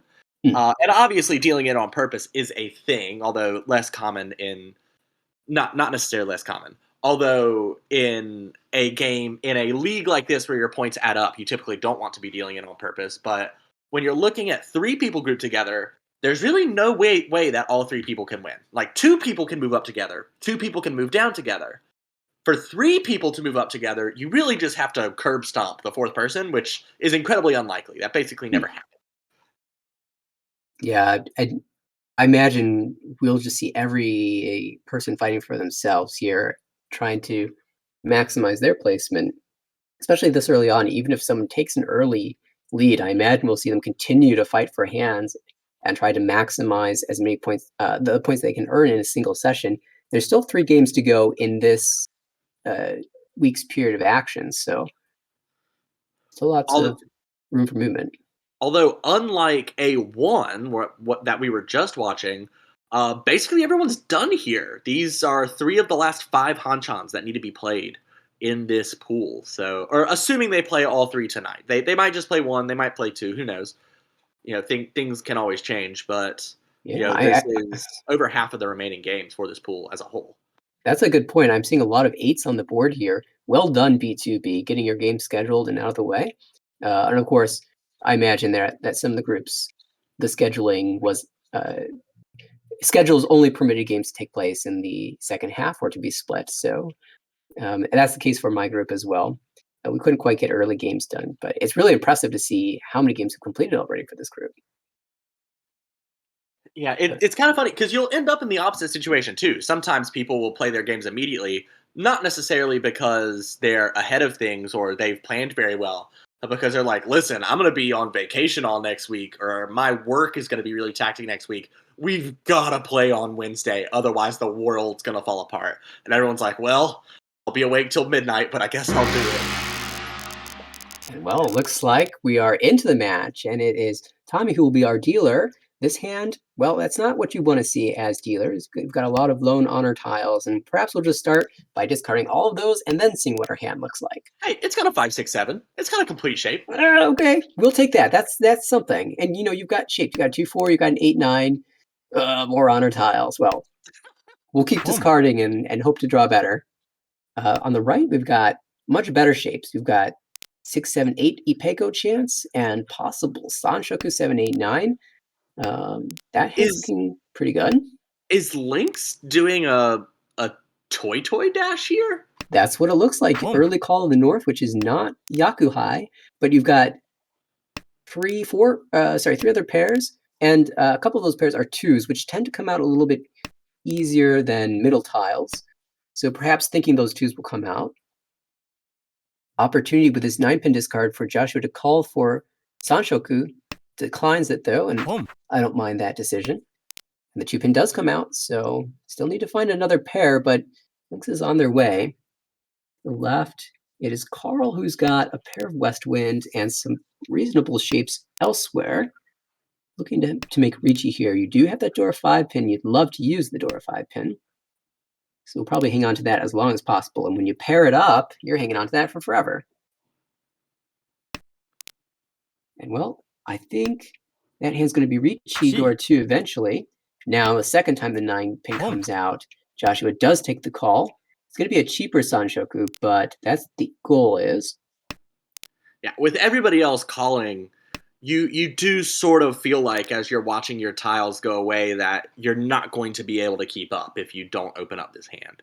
Yeah, we see dealer also calling the tune set, the set of eights. Now Ishanten for just the tunes, but 1,500 points and a dealer continuation is not bad. Calls for Tenpai here, waiting on the 3-mon. We see no 3-mon except for in the hand on the left, so 3 still in the wall. It doesn't look immediately like that 3-mon will come out of the hand on the left. However, Carl has to decide on which pair to discard. Could have even called the 5-pin, but you don't really want to force Tanya out here with all of these edge tiles and honor tiles in your hand. Sumo. Yep, and there's the 3-mon, so Tsumo for Tommy, 500 all, and we'll go again. Speeding things right along with that, matching everyone else at the table, and this is a great start. Pair of east wins, Anko of north, so calling the east here would be worth 2 value, once because it's the round wind and once because it's the seat wind. And, well, there's the 899 shape and some loose outer tiles, which makes me think that there's some potential here for Chanta. We'll see how the rest of the draws come into play. Yeah, it's worth noting. Tommy fought a lot for that last hand that we started off kind of groaning at, and won. I mean, not early, but still quicker than a lot of hands can win. It was very impressive to see him put that together. So it'll be cool to see with a more efficient hand what happens on this one. Yeah, sometimes you start with a pretty brutal starting hand, and it's like, well, it can't get any worse than this. Everything you draw helps you, and Tommy was actually the first to Tenpai there. So draws a Dora now, probably less thinking about Chanta now, and maybe a little more towards Honitsu as a value play. Well, looking around the table, to the right, we've got 1, 2, 3, 5, 7, 8 in the Mon, so that could be an Itsu, except for the fact that you're Ishanten for Pinfu already. So you're probably getting Tenpai first. And in that case, Richi Pinfu looks good. Although we do have an Ishanten from Lynx across the table. Across the table, yeah, that one's close. It's a little awkward with that 1-2 penchant, but if you can fill that, then you've got Pinfu as well. On the left, can this fight? It's a little bit distant. But you do have 2 Dora tiles and the Chun pair. Lynx just drew the 5-so as a note here. And since they had already discarded the 9-so when they drew the 6-so, just decided to keep shifting that towards the middle instead of keeping that 5, 6, 7, 8 shape and discarding the 1, 2. Even though the 5, 6, 7, 8 could change into something else very quickly. Yeah, interesting here. There is a lack of a pair if you're thinking about that 3-5 Mon as incorporating the 4. You could keep the 5-8 shape and hope to draw another 5 or 8 and use that as your pair. What you would discard instead is the 1-so and the 2-so, and probably in that order so that you can use the 2-so as your pair as well, unless you think it's late enough that you want to hang on to the 1-so for safety, because it looks like the rest of the table doesn't need it. Oh, well, the 1-so is not going to be a pair, so yeah, I would probably go 1-so, 2-so, and shift towards Tanya. Tommy's draws. Look at this. Has the closed double tone. Has 3 norths. Picked up another Dora. And this is looking. Oh, Con. It reveals this could be Honitsu too. This could be Honitsu, exactly. We can see that the 4-mon is almost certainly not coming out of Carl's hand, and Tenpai now. The 2-so was drawn, so Tanya waiting for the Dora. Everyone wants Dora. Unfortunately, it's not coming out. But Lynx has the opportunity to switch to another weight if they can draw well. For example, a 6-mon would be ideal. And, well, Carl has drawn the Anko of Chun, so this hand could call for Tenpai as well. Should an excess Manzutel find its way into Lynx's hand. And here is one. What will come out? You could see, declares reach, waits for Ipeko now, and the 3 could be called, and Carl might have to discard the 6-bit. Doesn't call. Oh my. Perhaps recognizing that you'd have to discard a dangerous Manzu tile and declines the Tempai. Yeah, this is an interesting reach to me. I guess you have Tanyao, you have Ipeco, adding Ricci to that. The Khan has added Dora for everybody, but I mean you called that Ricci on the new Dora tile. That 3-mon is what was made Dora. Yeah, it is really interesting because you were waiting for Tanyao Dora 2, that new Dora tile, and now you're waiting for Ricci, Tanyao, Sumo. Ipeco. Oh, but this is perfect. You'd sumo that, and you make a Mangan. That's all it takes. And a chance for A Mangan Hanemon. Minamo. Ah, no, no. And you know what? I would That could I have been want. I think we're saying the same thing. Go ahead. No, I think so too. I mean, it could have been a really good read from Lynx that the Dora is being used in the other hands, and so the 6-mon may have been the better weight there. As it is, that was perfect. And we moved dealership forward to Joshua's first chance as dealer, and this is not a bad starting hand.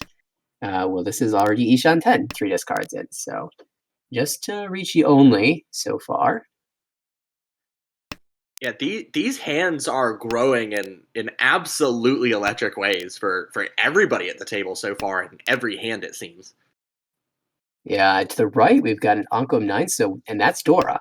So that's already 3 values. You can find a Yaku. Ricci Dora 3 seems to be the way that this will go. Across the table, pair of West Wind picked up. And that is the seat wind. So we can call for Yakuhai, perhaps Toy Toy, because there's a lot of pairs in that hand. You could even keep that closed for Carl and just make 7 pairs instead. Yeah, Tommy's hand might be the closest to actually getting somewhere with that pair of Chun, and then having such great shapes in the middle of all 3 suits to finish. Because while Lynx has a very valuable hand, those 2 honors are still kind of gumming up the works, and now we're starting to see those come out. So Yeah, call for the Chun from the hand to the left. Tommy trying ooh, to build a another quick 2. hand. Oh my! So this hand's coming together, and well, Tommy's Tempai now. Oh, not quite, not quite. Still needs one more draw. Ideally, we get the 9 so, but doesn't know that there are 3 across the table. It's Tempai instead for Joshua, who clears reach. Oh, Immediately chased by Lynx. So Joshua's weight is the 2 so. We see 2 are left in the wall. And for Lynx, it's the Tumon. Sorry, 2-mon. And now we have Tempai for Tommy as well. So Lynx is the 1-4.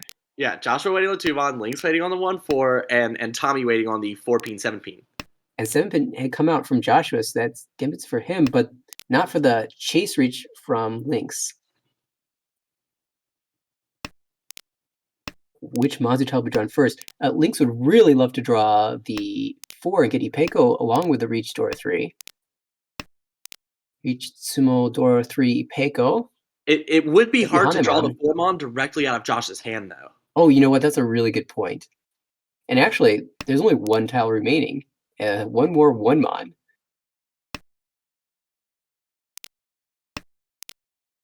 Khan. Oh, Khan! Got the Dora!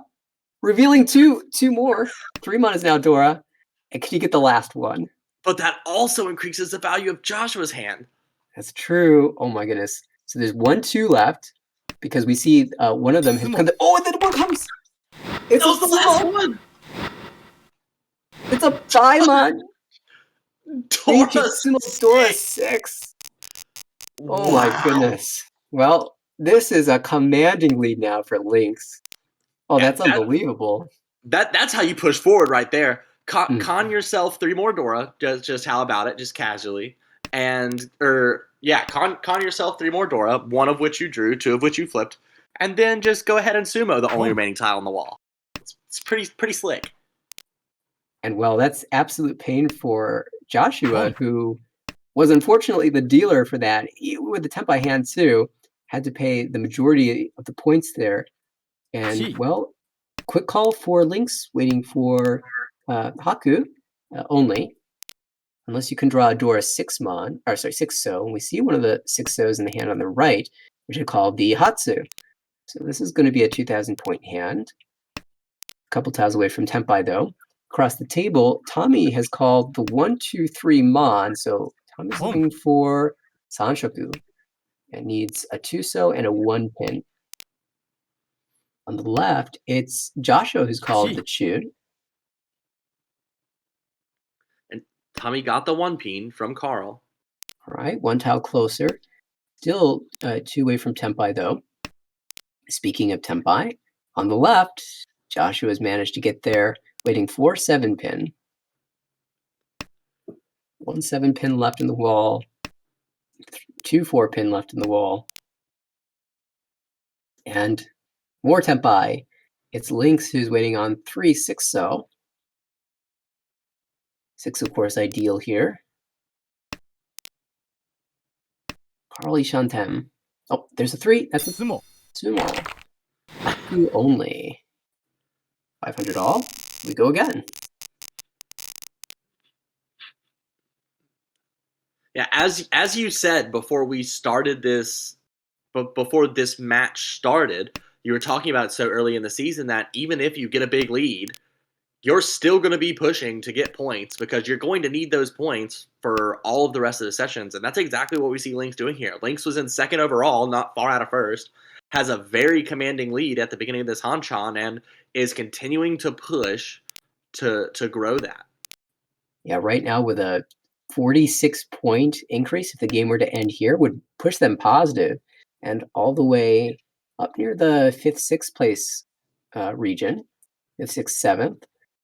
You want to get even farther, though, and you have an opportunity on your dealership to do so. And with this starting hand, I'm loving this. You've got a door, you've got Pinfu shapes. Let's make this happen. Just need a couple good draws. Heck, could even draw a 6 so and start pushing for Sanshoku. Wow, that is definitely a possibility here. On the right, this is not bad either. You are getting close to Tenpai, Ishantem. Would love to draw the 7 so that you can make Pinfu on top of things. Across the table, this does not look like Pinfu. I have seen many a Pinfu, and this I do think is not one of them. Well, it looks like it was such a rough starting hand that Tommy decided, I'm going to make Honitsu or I'm going to make Kokushi, but we're going to begin by discarding everything else. And so we'll wait to see if this turns into Honitsu or Kokushi. You need to replace 4 of those inner tiles so far. So 4 away from Tenpai. And now is the decision point. Chooses Kokushi. All right. Well, on the left, this looks more like a normal hand, and 2 away from Tenpai for just Ricci only. And speaking of Ricci, we've got Tenpai on the right, does not choose Tenpai. Instead, floats towards Tanyao with that door up. Interesting choice. Now you can get the same weight, but with Tanyao, again, does not declare Ricci. Perhaps Carl with an aversion to Kanchan weights. Yeah, is Dama on the just discarded 7 so? Oh. It has shifted down to the 5 now. Could be thinking of shifting towards Sanshoku. If you draw 4 Mon, then you could call Ricci on the 7 Mon and have confirmed Sanshoku 4, 5, 6. Yeah, that actually might be. I was wondering what the thought was there. You could have even, if you want to get tricky about it, declare Ricci on the 4 so and have a Suji trap. But of course, you lose Tanya in the process. And well, that's not the right direction for the Manzu shape to go. So it looks like really just floating around trying to make Yamen wait here. The benefit of this 8 now is that you can draw another door and have great shape. But all this waiting has given Joshua the opportunity to make Tenpai first. Clears Ricci with a Shampon 2-pin, 5-pin wait. Ricci only. Yeah, and Lynx called Chi there, perhaps just to break a Patsu, because it didn't actually advance his hand any. Well, that allowed Carl to draw the 4 Mon, and now this is the beautiful 3-sided wait. Ricci Pinfu Dora with a chance to draw another Dora. Tsumo. Oh, not the right one, but that's a Tsumo. Ricci Tsumo Pinfu Tanya Dora. Usiura? Not this time. But that's a great pickup for Carl, who battled so hard to find a better shape and, well, found the best shape. Yeah, I'm very, very impressed with moving that hand around. I probably would have called Ricci a whole row before Carl did, but Carl very patiently waited, shifted in so many different directions, and ended up getting incredible value out of that hand. And, well, rewarded with a fairly good starting hand as dealer in second place now, over 30,000. So that's quite a good accomplishment. Now drawing towards an Itsu in the Pinzu, uh, with the opportunity to incorporate the Dora to Mon, perhaps. And there it There it is. is. Well, now you are C. Ishantem. Don't necessarily need the Itsu at this point. That 3 so discard is called by Tommy, who is looking to go Atozuke, waiting for the Chun. Red Dragon, we don't see any out just yet. Across the table, it is an Anko of Eastwind. We are in the East round, so that is value. And that is Tempai, Each. should you choose to accept it. And Joshua does indeed choose to accept it. So it is a 3 so Penchon weight. Unfortunately, you can see 2 of those on the table. So only 2 left, and they're both on the wall. But it is Ricci East. Looking to climb his way out of 4th place here with that early reach. The hand on the left is actually Ishan 10-2, so we might see a push. Yeah, and well, Carl also could push. Carl drew some nice Pinzu. Oh, there we go. Tempai. This might be a chase. Decisions. You have to call Each. Ricci if you want to be able to win. Does All right, declare the Ricci. 3-6. waiting. 3-6 Mon. 1, 2, 3 of the 6 is gone. 2 of the 3s, so 3 tiles left in the wall. Each. And There's the the third chase. Ricci. 5-8 pin. We can see 2 of those in the wall, so it's 3 versus 2 versus 2. And the 3 comes out. The first Ricci ends up winning. Sumo. Find that sumo button. There it is. And Ricci Sumo East. 3 and 40 is great pickup for Joshua. Plus all those reach sticks, that moves him into third. It also has the effect of knocking Carl below 30,000. And you're chipping away slowly at that dealer lead as well.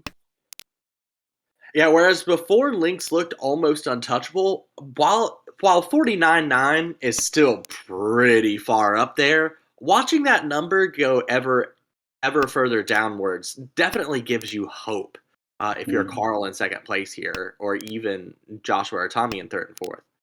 And of course, this isn't due to passive play from Lynx. We've seen them declaring reach and fighting at every step of the way. So you got to imagine eventually they're going to win another one of these hands, because they're making their way to Tempai very quickly, very efficiently, I should say. And well, the dealer hand looks pretty good here. You have a chance at Ipeco, and you also have a door in hand. So chance for even Pifu as well. Yeah. There's another Dora. So this could be very expensive. Tommy's hands are appearing to tend towards the expensive so far. We've seen Tommy draw 2 or 3 Dora on several occasions just in the East round. Fortunately, hasn't really been able to pull together 100% of the way, despite getting very, very close. Oh, there's the third North for Carl. He is in the North seat. And 2 tiles away from Tempai now. To the right, this is looking Chanta-esque. Chanta or Junchan, according to what it is you draw first. That's true. The question to me would be whether, at what point do you feel okay opening this hand? Right now, you don't really have the shapes that you want. You don't have quite enough. But what do you need to draw to make you willing to open up that Junchan? Yeah, even if you do open up and you go for max value Junchan, that's still just 2 Han. Pretty low value against what, whoever has the Dora. And he can't see any of the Dora discarded yet. So it does feel a little scary, but at the same time, winning 2 Han would prevent another hand that does have the Dora from winning. So perhaps when you get Ishan 10, you can call for Tempai, then you open up, or 2 tiles away from Tempai with good calls available, then you'd maybe take that first call. Both Carl and Tommy have gotten themselves into interesting situations here. Tommy is Ishan 10 for Chitoy, where this hand just looks totally normal, but has 5 pairs. And on the left, Carl drew the fourth north a couple rounds ago, has elected not to call Khan yet, perhaps doing what you were talking about in the A1 matches, where you wait to call Khan until you are either Tempai or in an Ishan 10 that really needs that extra tile of efficiency. And we should point out for viewers who may not be familiar, you cannot take a Khan, 4 of the same tile, and think of that as 2 unique pairs. The rules for 7 pairs dictate 7 unique pairs, and so that north can't be counted twice. And so that actually wasn't Tempai, and that's why we see the call from Carl. He's going for Toy Toy instead. And we might see a Khan of norths eventually, unless he decides he doesn't want to Khan at all, unless he draws something himself. We also saw a Chi from Joshua for that Junchan. Ishan 10 now. Well, not Ishan 10. It's Tepa on the left, though, that Toy Toy. And no Sanshoku possible. So now Ishan 10 for Joshua. Yeah, the Toy Toy is just a little bit unfortunate that our weights are both 5s. The 5-so and the 5-mon are not typical Toy Toy tiles just because people use them so easily. Although after that pawn of 6-so, I really thought we might see the 5-so come out. Although Tommy expertly discards the 2-pin instead and is also pushing for Toy Toy now. Yeah, we'll discard that upon Tempai, but you're not Tempai yet, so you can keep that in hand. The other nice thing about the inside tiles, although they're generally not good tiles for Toy Toy, you do have a hand that's going for Junchan, and that hand cannot use 5s.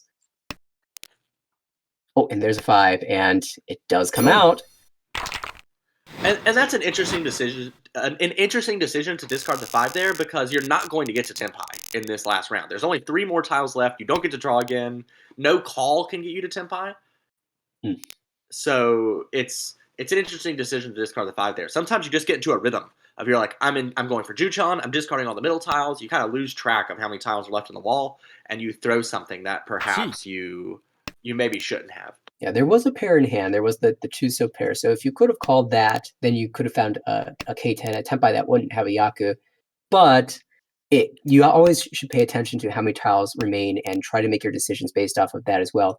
I've gotten punished before, even in this season, for not paying attention to how many tiles were remaining, and I fell to 4th in a position where I should have been able to retain 3rd. So very important to always pay attention to the number of tiles that remain. And wow, some speedy calls for Tommy on the left. Looks like he's just making Tanya, but there's a door in there, so a little bit of value. And Tommy, of course, wants to speed this hand along because you don't want Joshua in 4th place to win anything. Yeah, the only issue with speeding the hand along is you don't have another dealership. So if you have any aspirations towards 2nd, these fast hands aren't going to help you get there. That's a good point. And well, perhaps one thing that's going to help Tommy along is the fact that the hand across from us, Carl, doesn't look like it's using those middle tiles, much like we saw the Junchan in the last round.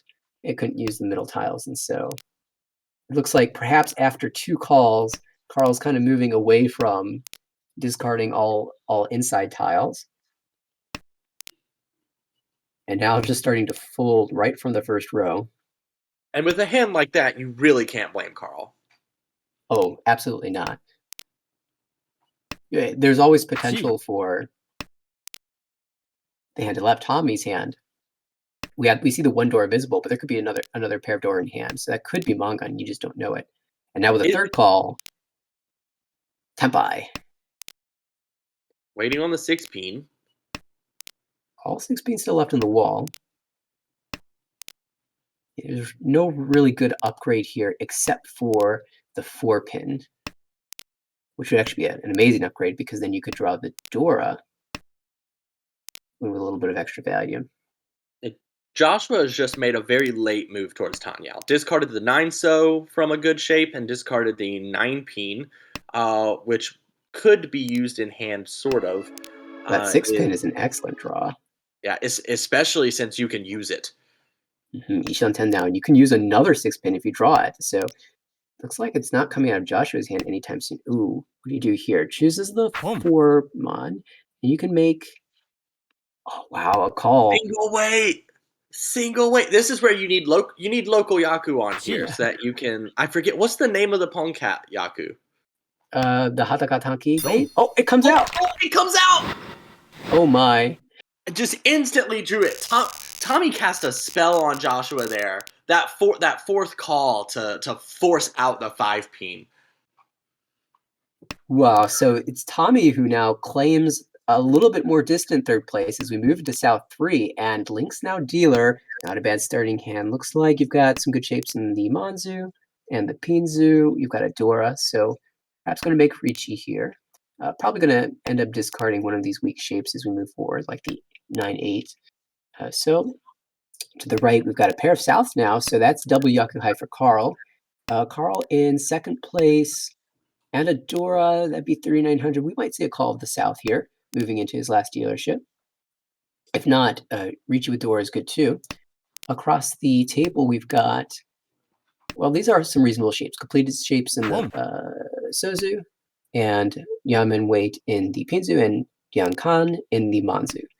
So pretty efficient for Tommy. And Joshua has taken the Haku Pawn here. Does not yet have any more value in hand. So is going to really want to draw around that 5-peen to try and incorporate Dora into the hand. Yeah, this is close the gap with Tommy. So this is an interesting spot. In this situation, would you have called the Haku immediately? I would not have. I would not have called the first Haku if, and honestly, I might not have called the second Haku. I would have felt a little bit better about getting towards a Pinfu Tenpai that I can reach and hope for more value that way than hoping that I draw with my only real hope at increasing value is drawing the 6-peen. Although the 6-peen does come.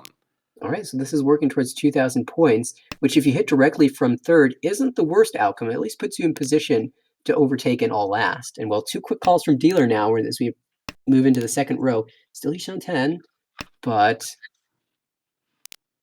Tanyo Dora 1 and a dealer continuance wouldn't be bad. We've seen a lot of these players. Like, we've seen several Junchan tries, but we've also seen a lot of kind of ruthless discarding of terminals to push towards Tanyao. Lynx had a complete 1-2-3 shape in hand and decided to just totally ditch that so that they could open.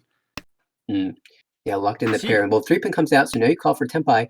It's Tenpai on the left with Joshua, 4-7-pin for that Haku Dora 1. And now Tenpai right in front of us, links with Tanyao Dora 1. 2,000 point hand on the left, 2,900 for dealer. The dealer weight is 360, so we see 5 of those left in the wall. And then for the hand to the left, 4-7-pin, 4 of those left in the wall. Is this Tenpai on the right? It is. 5-8-pin weight, no Ricci. It's interesting because if you declare Reach, you're fighting against a dealer hand that's already made 3 calls. There's really not a whole lot you can save, although your discard pond makes the Pinzu look dangerous, and that's probably why the decision was made to Dama. It comes out across the table, and it's just Pinzu Dora 1, so that's not really an immediate battle for first. But as Carl, you get more chances now that it is your dealership in South 4. I am curious why Tommy decided to discard the 5-peen as opposed to away from the 2 and 3-peen shapes going on. There was 2 2-peen and 2 3-peen, I believe. And using all of them is kind of difficult. So I'm curious what Tommy was seeing that led towards that discard. Yeah, it is a little bit awkward because the 5-pin was close to Dora there, so perhaps a slightly higher chance of dealing in. Have to look at the hand in a little more detail, but Carl, as dealer, trying to make the push, has a great starting hand. Yeah, and this is one of those situations where you have the Yaku High South, you see one in the dead wall. I think you call it the instant the South or the Chun drop. I think you're making that call. You might even see an Autozuke call here. Thinking about it, decides against it. Well, I mean, this hand could still turn into Toy Toy. Like, by calling the 7 Mon, you're helping yourself along a little bit, but you still have to discard a Con. full shape. Ooh, there's a Oh con. my. Oh, that makes the 9 Con. Dora. I bet now the calls, yeah, makes it a little easier to And the call. south comes out too. So now you're Tempai on the 8 pin. We see one is the door indicator, one in the hand on the left, so 2 remain in the wall. Oh, that is an aggressive call from Tommy, but in third place with 19,000 points, that's a really tough battle to try to, con and increase the value of your hand from an already set shape means you can't declare reach. And oh my, do you discard Dora for Toy Toy here? Oh yeah, I think you do. Well, the 9 Mon looks really good. A lot of upper Mons who have been discarded at this point. It's This is Suji to you if anybody decides to start playing defense. And the 7 Peen doesn't necessarily look spectacular. Like it doesn't look bad, but it doesn't look great either. But that 9 Mon, I think the ability to win on the 9 Mon is what would have made me also choose Toy Toy here. and just the value here. You're making Mangan from the south, Chun, Toy Toy, the system Mangan. You actually are pretty close to that from the Fu anyway, but 3 Han with Fu. And well, the hand of the right's got a pair of the 9 Mons, so that's actually kind of locked up, unfortunately. Oh, that's an XS7 pin. That might come out. And it Yep. does. Oh, from first, that's going to be a Oh. total flip. That's going to be a huge flip. We have a new first place. By Carl. 10,000 points after winning by over 20K the entire game, Lynx now finds themselves 10,000 behind the dealer. My goodness. So now Carl's like, can I get a little bit more? Boom. But I'm okay with the game ending and probably doesn't hate the call of Hatsu from Tommy. If Tommy wins a cheap hand, then sure, you'll take your first place. Yeah, And for, I would almost kind Oh. of start if I were in Carl's position, although I am a coward, I would almost start kind of thinking about what tiles might Tommy be able to use. Can I get Tommy to call a couple cheese here? Can I help Tommy to Tempai? Although Carl's hand is progressing pretty well. yeah, you might also reconsider that now that Lynx has called the tune. That sort of it usually decreases the value of the hand, and it looks like normal discards are being made. Now, if Lynx has an Uncle of Dora, you're concerned. But Chi. if that's not the case, then they're just trying to fight for confirming their second with maximum points. You don't want to let anyone else sumo, so you might not be as concerned about encouraging Tommy's hand along with discards. You might actually think, I can fight for this. Well, it's And there's Tommy who Tempai. gets Tempai first. Yeah. Yes, 258. Oh, there's a lot of 258 in Lynx's hands, so we might see one of those come out as we approach Tempai. And can Carl build a hand before then? Ishantem. Here it comes out. Yep. And deals in to. Yeah, but it's only worth 2 Han. That's Yeah, not going to still. change anything. It just confirms Tommy's third place, which is not a bad outcome, all things considered. It was difficult to climb any farther than that. So Carl in first with plus 32. The surprise victor. Lynx, second place. Not bad, though. Plus 10 is not what you're looking for with that early Baimon, but you'll take a positive finish. It's Tommy third with negative 13, and Joshua fourth, negative 30.2. And well, this pushes Carl to the top of the leaderboard now, plus 96 overall. That's 23 points approximately ahead of Haru. And Carl yet to finish fourth so far. 2 firsts, a third, and 2 firsts, 3 seconds, and 1 third. With 2 games remaining in this session. Yeah. Fourth avoidance is not as serious in these league matches as it is in ladder. A fourth isn't going to have the kind of lopsided effect that it does when you're playing ranked games in either Tenho or Mahjong Soul. But avoiding those large negatives is still a good recipe for having the higher positive values you need. I mean, 50% of Carl's games have been seconds, which tend to not have high scores. They're usually around the plus 10 that we saw Lynx get just now. But without negatives to bring those plus 10s down, they're able to actually keep their value and keep you moving up the rankings. And we did see in the inaugural Beta League, there was a player who managed to make it the entire season without getting a single fourth place. And of course, uh, as one might expect from a showing like that, they ended up in the championship game. So it was quite an impressive showing. And Unfortunately, did get 2 or 3/4 in the 4 championship Hanshan, but I mean, they gotta come eventually. yeah, it's unreasonable to expect that you'll never get a fourth. But we'll see if Carl can keep this up or how long Carl can keep this up. And I think there's perhaps a couple other players who are also in the same position just from the standings. We can see Alec is in a similar spot. And I wonder how many in the other divisions have also managed to go the full way without a fourth place. Uh, And so I so know. Oh, go so ahead. far, since I have the standings up here, unless you wanted to try and do some from memory, it sounded like you No, might. no, no, Oh, the please. game's starting. Oh well, we'll come back to that later, perhaps. At any rate, it's a great starting hand for Lynx. We are Ishan 10 from the High Pie. I'll take that for Tanyao, and you could work your way up to a Sanchoku, perhaps, if you draw the 7 and 8s mon early enough. And that's okay. Yeah, this is looking like Tanyao, Richie Tanyao. And to the right, we've got, well, this is another great hand, Pinfu type shapes. No Dora here. Dora's the 8 mon. Well, 8 mon drawn by dealer. Now you could seriously, ooh, I interesting. I don't know about that drop. Yeah, so you're seeking a pair here, and with that 2-2-2-3 shape, you could think of two of those twos as a pair, and then the 2-3 as a Yamen shape. And you'd really love to make the 6-7-8 Slanshoku on top of things. So I would try Yeah, to. that's not closed off. You could still think of the Tuso as your pair. And so now, if you get to Tenpai on either the 5 mon or the 7 mon, you could call Ricci with the confirmed Sanshoku with the Tuso as your pair. So it's not like the Sanshoku's been abandoned. It's just No, no, perhaps slightly less efficient. perhaps. Yeah, I really love the using the Ankos to their maximum ability. 1 And speaking of using shapes to their maximum ability, it looks like already Tenpai on the right. So Tommy with a 3-sided weight in the Manzu for Ricci Pinku. And 147, loads of those still left in the wall. Can anybody fight this? Well, this 1 is Tenpai, and unfortunately, it will deal in for Lynx. Well, Ricci Pinku, will we see an Uda? That was the Epot's turn, so one extra Han will be 3,900, plus he gets his Ricci stick back.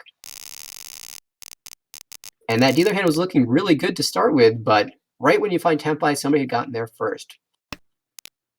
We'll move Yeah, on and I to. mean, you had found Tenpai first with just a screamingly wide open weight. Yeah, it was exceedingly good for Tommy, who also has a pretty good starting hand in this one. Home. We've already got that uncle of 6 pin, and you can use the 8 pin, which is Dora. You're only 2 tiles away, but there's chance for a Sun Uncle here. Yeah, Lynx though might fight that again, just like Tommy stole what looked to be Lynx's Home. hand away. Tommy with a good hand here, Lynx might steal it away. Has already called the tune, has the Easts, has a pair of Dora, has a pair of Tupin, could push for Honitsu, could Toy. just stay efficient and have a lot of Dora, could go for Toy Toy. I mean, a lot of options with Lynx's hand. Yeah, with that Dora pair, even just calling the East will already be Mangan, so you don't need to force the Honitsu.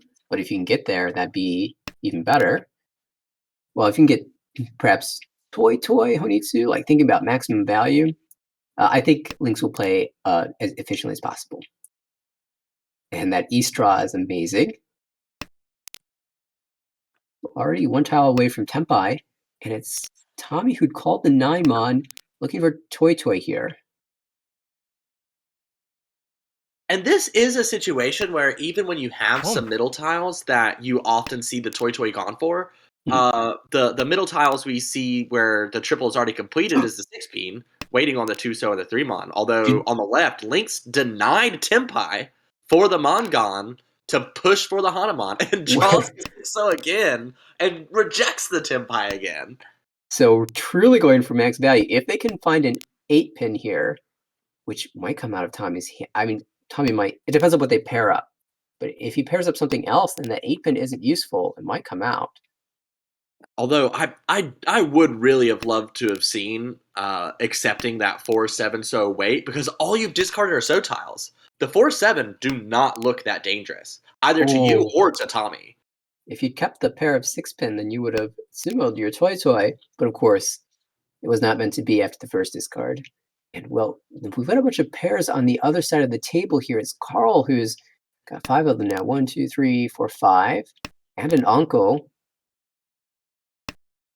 So one note that I would like to make here, as we see another pair added to Tommy's hand, people often make the comment that they see pairs go together. It's like, oh well, when one person has a bunch of pairs, it seems like everybody has a bunch of pairs, Mhm. and that actually just makes sort of mathematical sense. If you've played any game where runs are an issue, like mahjong or rummy, you'll notice that sets kind of inherently break up runs, and if all you can create are triples or runs, well, as soon as one person starts creating triples, that Home. sort of forces everyone else to start forming triples as well. Home. Tempai for Tommy, but he's got to discard the door to do so. And now it's Tempai for Lynx, who chooses the 9-pin Tonki, which is safe from dealer. Beach. But it's Joshua who declares Ricci, waiting 2-5 mon. Kang. But Ricci door 1. Oh, oh, con. there's a con! Oh my god, flip to the two penis! This is a massive Oh, hand. this, Oh, there's the 9. Will Carl discard this? oh Does not. shoot. So that makes this an 11 Sumo. Han hand. That's a Oh! Sun Mon, but it's not gonna win. Oh, the 5 mon sumo is gonna put I've an never end to been that. more sad to see it sumo, but well done by Joshua killing that hand. Oh my goodness. Have we seen a Sanbaimon yet in this league? There has been a single Sanbaimon in both seasons combined. Oh my goodness. I would have loved to see that happen. But instead, it's Joshua who pulls it together, now claims first place, denies the monster hand from Lynx. Oh, if I was in Lynx's position, my heart would be beating out of my chest. And we'll have to take a second to calm down here. It looks like the hands are doing that for us because we don't see anything totally thrilling right off the bat. Door is the east. One's already been discarded. One in Joshua's hand. Looks like a normal Ricci Pinfu type hand. The right, there's an Anko of 4-mon, a pair of 9-mon, some good shapes. You've got the Haku pair as well, so you can perhaps make a quick hand there. But well, when you draw the Anko, now it's starting to look a little bit more valuable.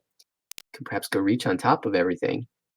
Across the table, this is looking more normal. Again, you've got that door up, but it's just a lone tile, and one's already been discarded. You do not need a pair right now, so I'll probably leave in the hand eventually. Looks like another Ricci type hand, perhaps Pinfu. You get the 7, so on the left, well, Beach. let's put that on hold because the 7 so was drawn by Carl. It does declare reach waiting for the 1-4. This is ideal. Yeah, Riji Haku Ricci Haku, loads of fu. So and you've a got headless Ishanten now for dealer. Joshua having the 5/7 Kanchan and Mon incomplete, and the 7/8 Peen in also incomplete. Just needs a pair.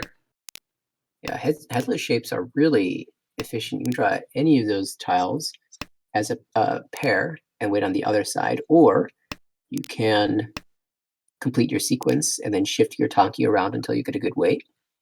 With, As it with is, that with that sort of draw there, so Joshua drew the 7 so, making the 4, 5, 6, 7 shape. Mhm. Would you have done what Joshua did, keeping the kind of pure headless with the 5/7 and the 5/7 mon and the 7/8 peen, or would you have discarded the 5/7 mon shape, keeping the 4, 5, 6, 7 Nobutan? well, in a vacuum, the 4, 5, 6, 7 shape is certainly more efficient to keep than the 5-7. However, I think it was more of a safety concern because of the Ricci on the right. Joshua did not want to discard the middle Manzu tiles, and the 7 so was safe. So it chose safety in that situation over efficiency. And then later, Kang. it became revealed that the 7 mon was safe, and so discarded that instead. We've got another con, making the 2 so Dora, which does not actually help out anybody. Yeah, that 7 so comes back in hand, but already Boom. discarded the first one, and now this is Tempai for Lynx. Just Tanyao. And there's the danger tile, the 8 for the Tanyao hand. 5/8 is the weight there. which is more dangerous, the 6 or the 7? I mean, they both look pretty bad. Yeah, I think you just have to fight for the wider weight. Also, 5 is safe against the dealer reach. That's the first 1-4 pin that has been drawn since the reach, and there were 7 in the wall. So still 6 left. Or sorry, there were 6 in the wall, so still 5 left. And where are the rest of them? Carl must be wondering where are they? And the 5 comes out. That's so incredible that you couldn't find a single one in all of those tiles. And unfortunately, that deals into Lynx. So we've got a battle now. Lynx taking 3rd place, and score's still tight as we move into East 4. It's Carl who, after that dealer, or rather that deal-in, gets to take their chance at dealer. And what a beautiful chance it is already. My goodness, this is 2 complete shapes. 2 complete shapes. You've got the Pinzu, you've got the Sozu. You are 2 tiles away from Tempai. But your floating tiles are really nice middle tiles, and so you'd expect this to be able to work its way to Tempai fairly quickly. Up to the right, completing that Kanchan is nice, and so you're looking at Junchan here, potentially, or Shanta. You do have that Dora 2-mon you'd like to keep around in your hand. Although Junchan is worth more than a single Dora. Yeah, you could even work your hand to incorporate the Dora and Junchan if you make a 1-2-3 sequence and drop your 9-pin pair. It looks like Lynx is maintaining the flexibility with retaining the 5 so for now. And let's say you drew the 6 so for Tempai. Are you declaring reach, waiting for the Dora only? 1 Am I? Certainly not. But I do know people who would. And well, it looks like Carl is declaring reach, waiting for more than just the Dora. It is a 5-8 pin weight. That shape's a bit complex, but it looks like it's just the 5-8. And there are 4 remaining in the wall. Richie, Tanyo, I'm sure that's Pinfu and potential Ipeko as well. Yeah, the 8-pin gives Ipeko, the 5-pin does not. So let's go 8-pin. Where are those? There's 2 of those still left in the wall. And is anybody close enough to fight? Well, the hand on the left is Ishantem with 2 Dora. So that has a chance. Could even make Ipeko if you... Oh, well, we can see that Ipeko's a little bit difficult with the 7 so being used. And Link's giving up on the Junchan Chanta hand after the reach, which was wise because the 5-pin would have dealt in. Across the table is Tommy, who declares chasing reach. Reach Pinfu Ipeko chance on the 7, but the 4-mon would also be a victory.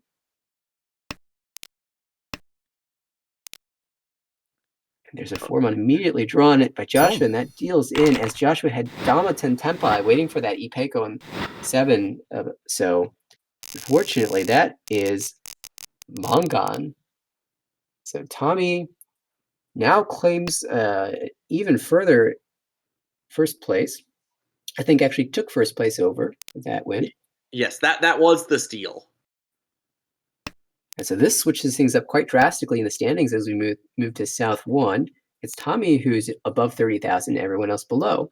But Lynx as dealer has a pair of East Wind, opportunity to call for a fast hand. Is Ishanten if the Easts are used as the pair, which is a little unfortunate. Right. Even if you draw Tempai, you can declare reach right away would be a bad weight right now, or you could wait a little bit longer and try to improve the weight, or switch to a Shampon to allow the East to be used as a Yakuza as well. Oh, that 4-pin really helps Carl on the left. Has that pair of Dora, and now has a really nice shape in Pinzu. Yeah, you're thinking Itsu when you see that all those pin tiles, but then you also look at the fact that the 9-pin is Dora, and you don't really want to drop that. So hoping to build around the other shapes instead. Also a chance at a Sozu Itsu across the table in Joshua's hand. Just needs a 1, 8, and 9. So notice he's dropped the 9. Yeah, he's keeping the 6, 8, 9 shape, even though it's a bit inefficient, because the 9-pin is Dora.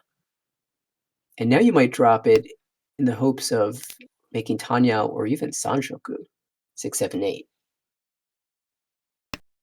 To the right, there was a call of the Wonso and a call of the Haku. So this is looking like Honitsu Chanta with a couple Yaku high. Yeah, I mean the South especially would be a double Yaku high on its own, and that would get you to Hanuman. Joshua across the table found Oh, Tempai, Tempai. waiting for the 7 pin, and Tempai on the left as well, waiting for South and East. You want the South, of course. That's double Yaku high. And Joshua declares reach, waiting 6 pin 6 6 pin 6 mon. Yushi Tanyao. Oh, this is getting really tense now.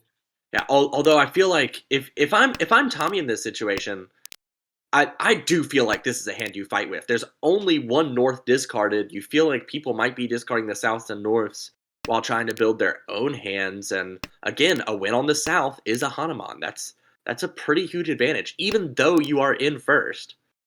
There's Oh, a lot of reason to absolutely. push here. And this is Tempai waiting on the 6 pin. This is okay to Damaten because you have the value from the East. Yeah. And the 7 mon was safe as well, so it's not even like that was a push there. Oh, there's the North, and it comes out. And that doesn't.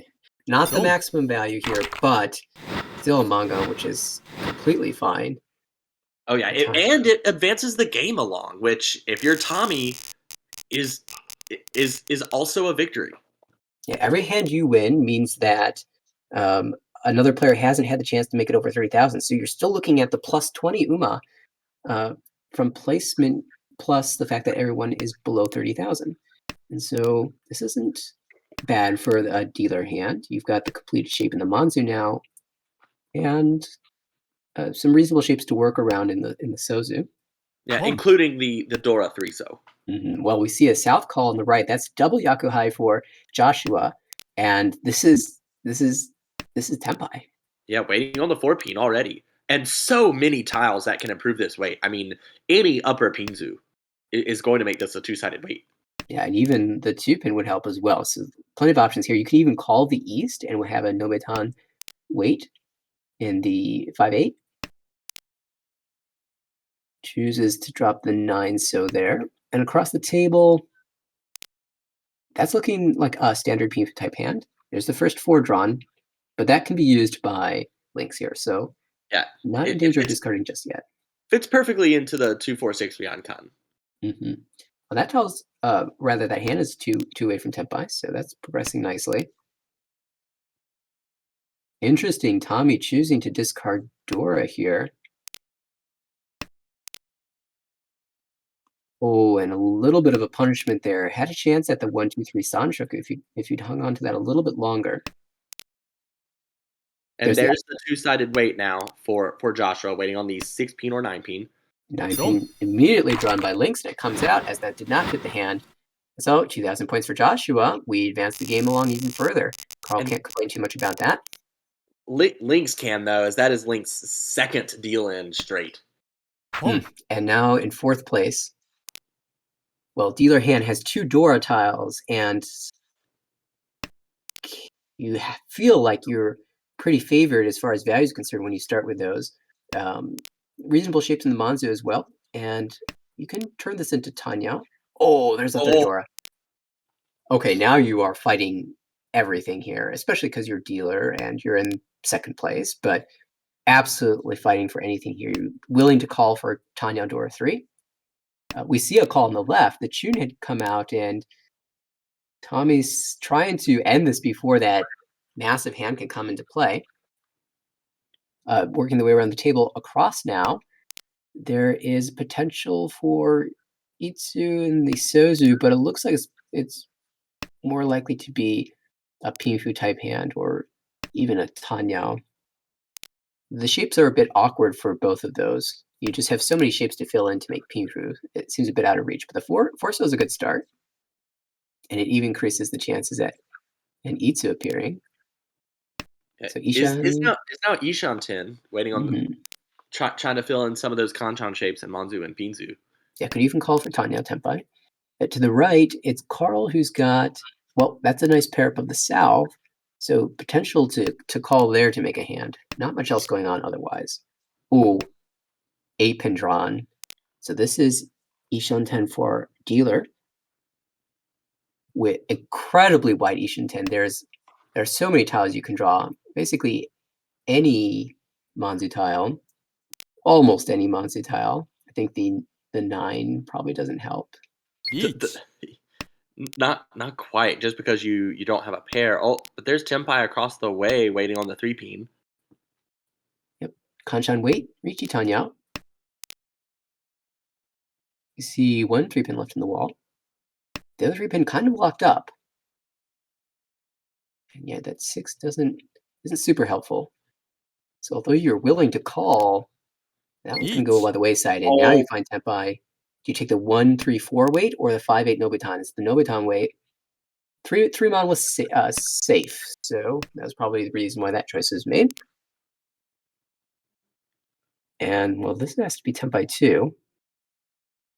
Which weight's going to be selected for? Tommy chooses the 6, so it's a 1-4-7. Although there's no 1 so's remaining, so it's just 4-7 from what we see at the table. And a lot of those are being used too, so it's not as strong a weight as it looks.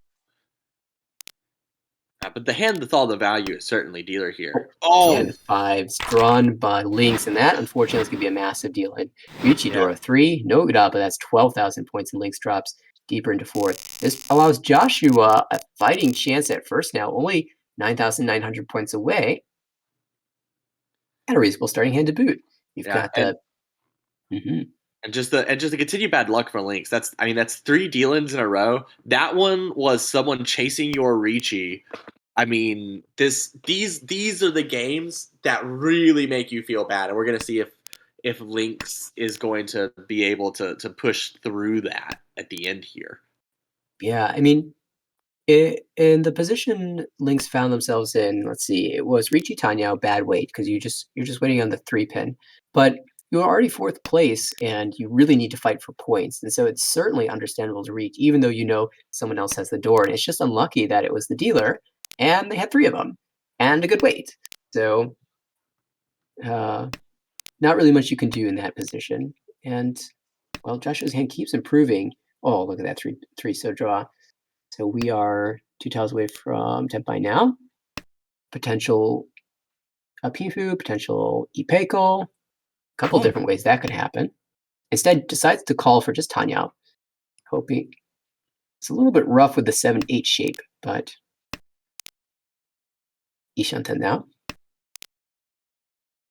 But at the same time, even small hands are helping you a lot towards taking first, because even if you're not able to take first as dealer, if you can win a couple thousand points, that makes it a lot easier to take first in South 4 as non-dealer. Just every little bit towards that 49.9 helps. Looks like a call across the table. Lynx has that Anko of Hatsu, perhaps hoping for Toy or Honitsu. Looks like a Honitsu play. Yeah, and is holding on to the dragons, obviously, for value. Dai Sangen is no longer possible with 2 tunes being discarded, but Sho Sangen would definitely be beneficial. Yeah, if you can get there, absolutely. And also the door north being retained as well. Any small bit of value that you can get. Well, this is Tempai for Joshua. You're just waiting for the 6 Mon, which once discarded. And unfortunately for Lynx, they cannot use that tile. So, ooh, Tommy, revealing the 9-so to be door. Well, that is the suit that Lynx is making a Honitsu in. So now that becomes extremely scary. Oh, that's a 9 drawn, but that doesn't deal in. Although the person that had actually helped was Carl on the right, who has Chitoid now with Dora 2. Now Dora 2 and another North in hand, so could even be Dora 4. Oh. And another oh my goodness, that reveals 7 to be Dora. So that Chitoid now has 4 Dora showing. It's Tommy who declares reach, though. Which weight do you choose? CG Trap 6? Yes, waiting for the 3-pin. With 3 chances at Uda. No door in hand, but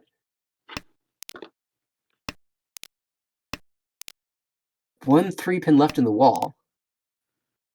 And Joshua trying to retain Tempai here, as that's your direct competitor.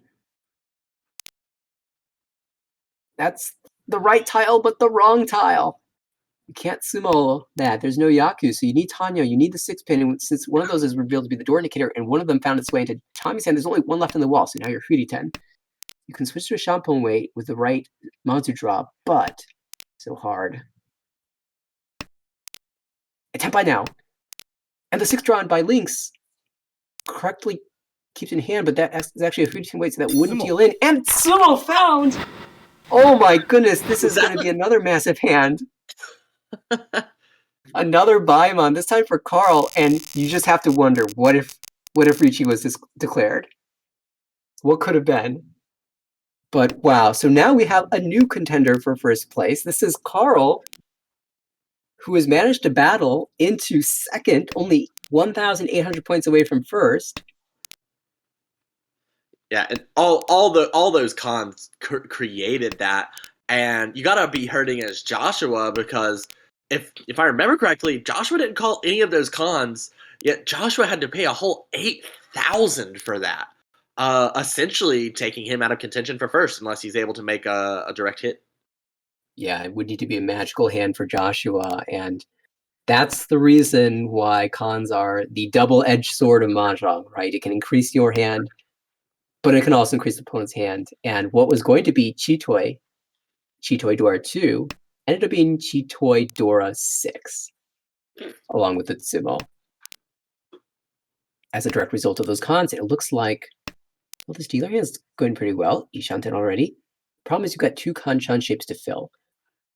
Yeah, so what do you cut first here if you're Carl? Yeah, you might want to. The problem is you have so many pairs. 1, 2, 3, 4. One of those is an Anko. And you need 2 tiles for Tempai? It really depends on what you draw, but you might be thinking about discarding one of those pairs, or even...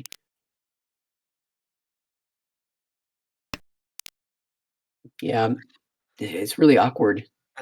Tommy just cheated the 2-3-4. Still has a couple terminals in hand. Is just pushing really hard to finish this. Wants to exit this round ASAP. There's a start for Carl. Draw the 2-pin. You can make a 1, 2, 3 sequence. Chooses this card 5-pin there. So Ishanten now. And yeah, Tommy pretty far away, but like pushing desperately. And this is Tempai waiting on the Priso. Sanzo.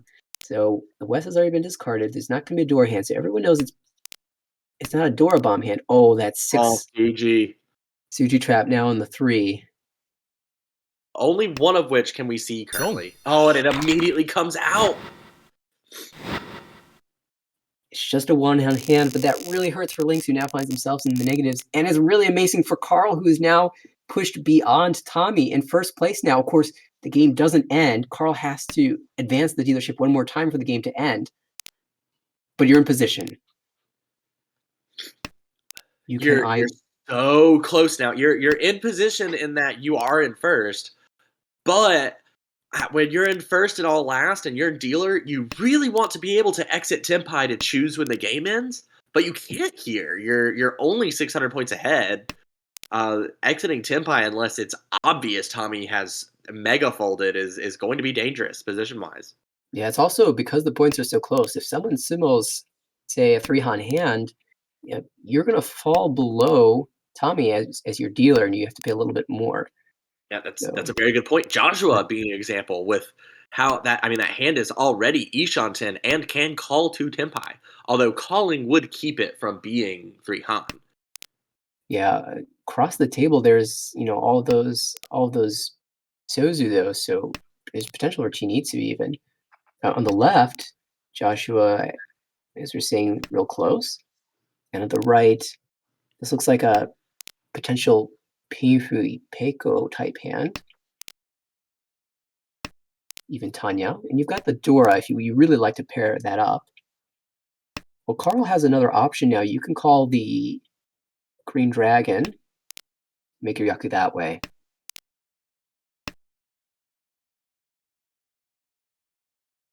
Yeah, no green dragons visible anywhere else. Oh, that 3-peen.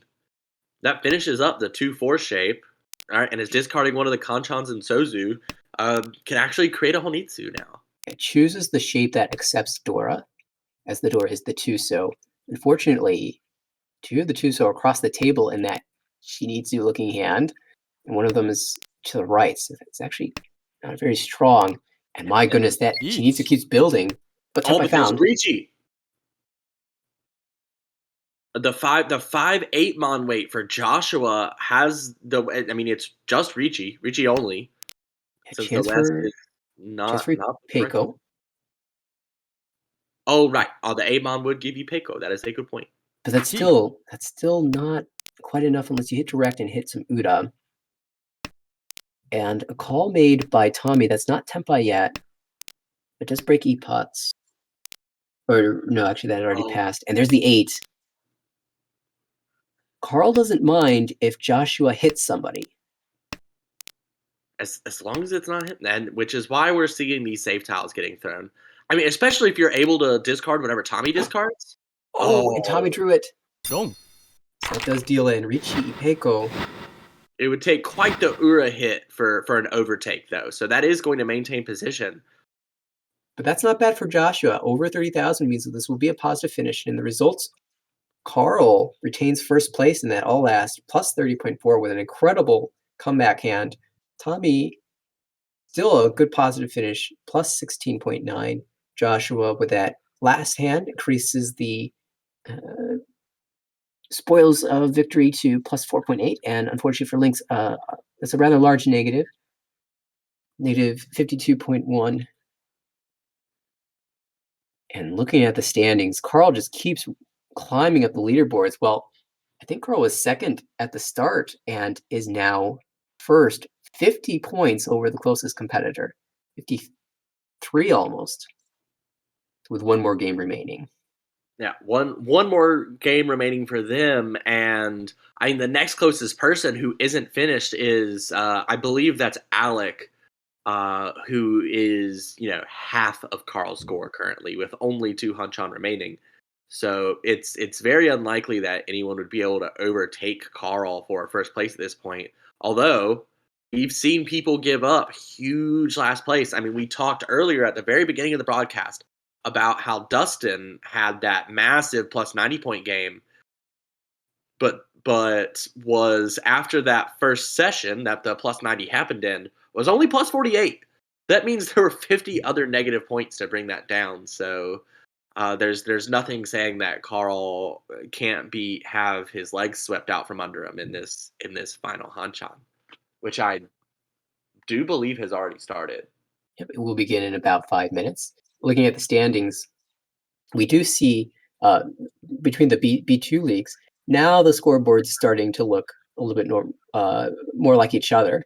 That B2B section, it used to be the highest score was that plus 73, and now that Carl's made it over 100 points, sort of imitates B2A and B2C as well. So we just need one more player to make it over 100, and then they'll look near identical. This is true. First place in most of the divisions is about the same. A1, which we kind of expect to be the most contentious, just in general. Everyone there had to fight very hard to get there in the first place, so obviously they're going to fight hard to stay there. A1 with the lowest starting value, but also I believe A1 has the most games left to play. I might be slightly wrong on that, but there are a lot more games that have to be played in A1, so that may be part of why they are so much lower than everyone else. I think you're right. And we can see just looking at the top 4. Steve's halfway through his set, Huang as well, Kenyon as well, and Bishan hasn't even played any games yet in this these 2 weeks of play. So I imagine we'll see a lot more moving of the standings and potentially a plus 100 score as we move later in the week. So I do think you're right that it is just the fact that A1 has a lot more games to be played. And the other one that had a low score was B1, who that one's almost set, at least as far as the top few games are concerned. Although the three people in second through fourth all have 2 Hanchans remaining. So while that group is mostly done, while that pool is mostly done as a whole. Yeah, the top few standings have a little bit of room. Below that, from 5th through 7th, is all maxed out though, so could be interesting. I know B1 is all continuing players from the inaugural Beta League, and a really wide pool of players too. I know there's a ton of strong players who are playing there, and perhaps in a similar position to players in A1, where everyone's sort of on equal footing, and it's just balancing the scores out. Yeah, I mean, even if we're looking at this, the only player who's separated from everyone else in A1 is unfortunately June, who took 3 unfortunate last place in the first session. But June also has played 0 Hanchan this session, So so opportunity, right? yeah, can very easily close that gap in as little as 1 session. So that itself might be misleading. Well, we've had 2 really exciting games so far in this B2 battle. And I just want to point out that we've had 2 Baimon so far, 1 in each game, and they've been some pretty incredible ones. But we also had a Sanbaimon chance that did not come into fruition. So these players have been constructing massive hands, and it's been really impressive to see, well, the degree at which we're building Mangan, Hanemon, Baimon hands. I don't think I've even seen a Sanbaimon Tenpai in any of my matches. Oh, I have not either. I have seen quite a few Baimon. I have seen several Baimon, although several kind of relative to how often you're used to seeing Baimon. Mhm. So if we look at the overall ARML league results, like just kind of overall, Mhm. as there have been 2 San Baimon now. Okay, I so must maybe a second one this season. Yeah, the second one had to have happened this season. There are 6 Yakuman total, 4 of which I believe happened in the beta season. 2 have happened this season already. 4.8% of hands are Hanamans. 326 out of 6,792. Only 39 Baimons, but they still you still see them often enough that they don't feel totally out of nowhere. But I mean, 0.6%. Yeah, I wonder what the norm is for general online play. Of course, we're not playing with red 5s, and we have seen quite a few cons, and it looks like we're about to head into game number 3, which will be the final game of B2 for the evening. It's Carl who has taken 2 first places so far, who is our first dealer. And you've got a complete 4-5-6 shape, but also some 4 through 6 tiles in the other suits, so perhaps potential for a 4-5-6 Sanshoku. And you can incorporate the Dora 8-pin as well. To the right, we've got a Chun pair and some good inner shapes for the Manzu and the Pinzu. That the 7 Mon just came in for Carl, so is now another one of those headless Ishanten that we mentioned. This one can include Sanshoku. Wow, this is crazy good. And there's Tenpai. There it is. Clears Ricci on the 7-pin, waiting 3 6-pin. 6-pin, of course, would be the ideal victory tile, as that would earn you Sanshoku on top of your Ricci Pinku.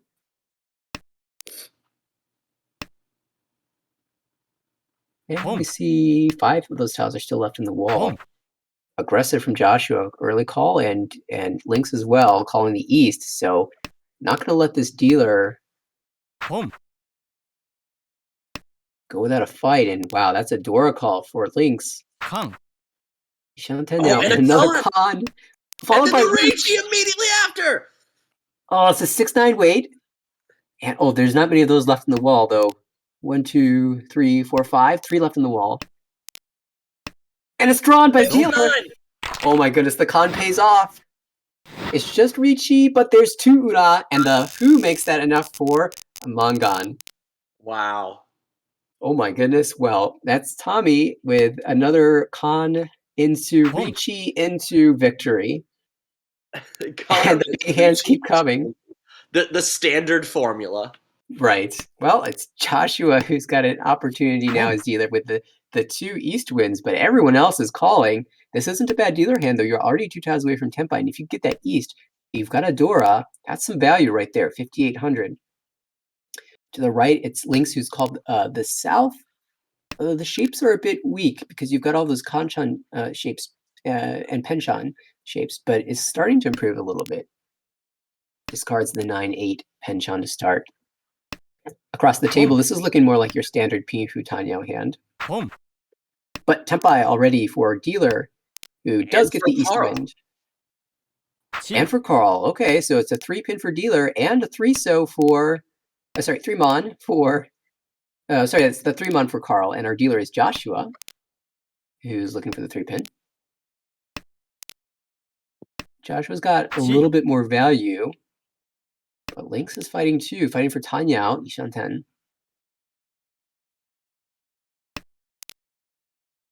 There's a 6-pin draw. Well, now you sort of set up your Suji trap. Oh, the 3-pin is drawn by Lynx, and unfortunately, that's going to have to come out. So this deals into the cheap hand. That's not too bad. Still second place from Lynx's perspective. And Carl's advanced a little bit. We move on to East 3, and this has been a pretty fast-paced game so far. Yeah, they aren't lingering around quite as much as they have in past games. A lot of the hands at this table, especially, have gone either too exhaustive or almost too exhaustive, very deep into the wall. But that is not so right now. Well, Carl finding a way, calling right away the East win, which is Yakuhai, and we'll be making another 1,000-point hand, unless you can make Sanshoku as well in the Pinzu. Or Itsu, very close to Itsu there, just needs a 3-pin and a 9-pin. You're right, Itsu's possibility for Pinzu. Sanshoku given away with the 6-so discard. Maybe even Honitsu chance too. You'd have to get rid of all your Manzu, which is not ideal. But if you're seeking value, there's opportunity there. Decides but against it's choosing that. the more efficient shape. And who's got the Dora? It's the west wind. There's one Dora on the left. The rest are still in the wall. And the hand on the left is looking really nice too. You are, looks like 2 tiles away from Tempai. Does choose to discard the west immediately instead of the north. With someone being open with a Yakuhai pawn, I am always a lot more wary of those Yakuhai guest wins, especially if they're still alive, because even though they're a lot less helpful to people in general, as soon as someone's opened their hand with a Yakuhai, they can win on anything. So that guest win is dangerous. Well, and actually, it's not even the guest win to Carl. That is Carl's seat. Yeah, a little bit of a punish there for discarding that, immediately drawing it again, but perhaps Joshua was thinking, this hand's probably going to turn into Tanyao, in which case I'm discarding Dora anyway. I'd rather get rid of it sooner than later. And as it is, it was safe, but that would have added a lot of value to the hand. And it's Carl who finds Tempai, chooses the 3-6-9 rate. And Joshua gets Tempai as well, leading 2-5-so for Ricci Pinfu. Oh, the 6-pin comes out. Antonio as well, yes. 6-pin does come out. So Carl again, fighting back with 2 1,000-point hands, slowly climbing back towards the 30,000 mark as we move into East 4. Tommy's first chance as dealer. This looks like a Tanyao hand.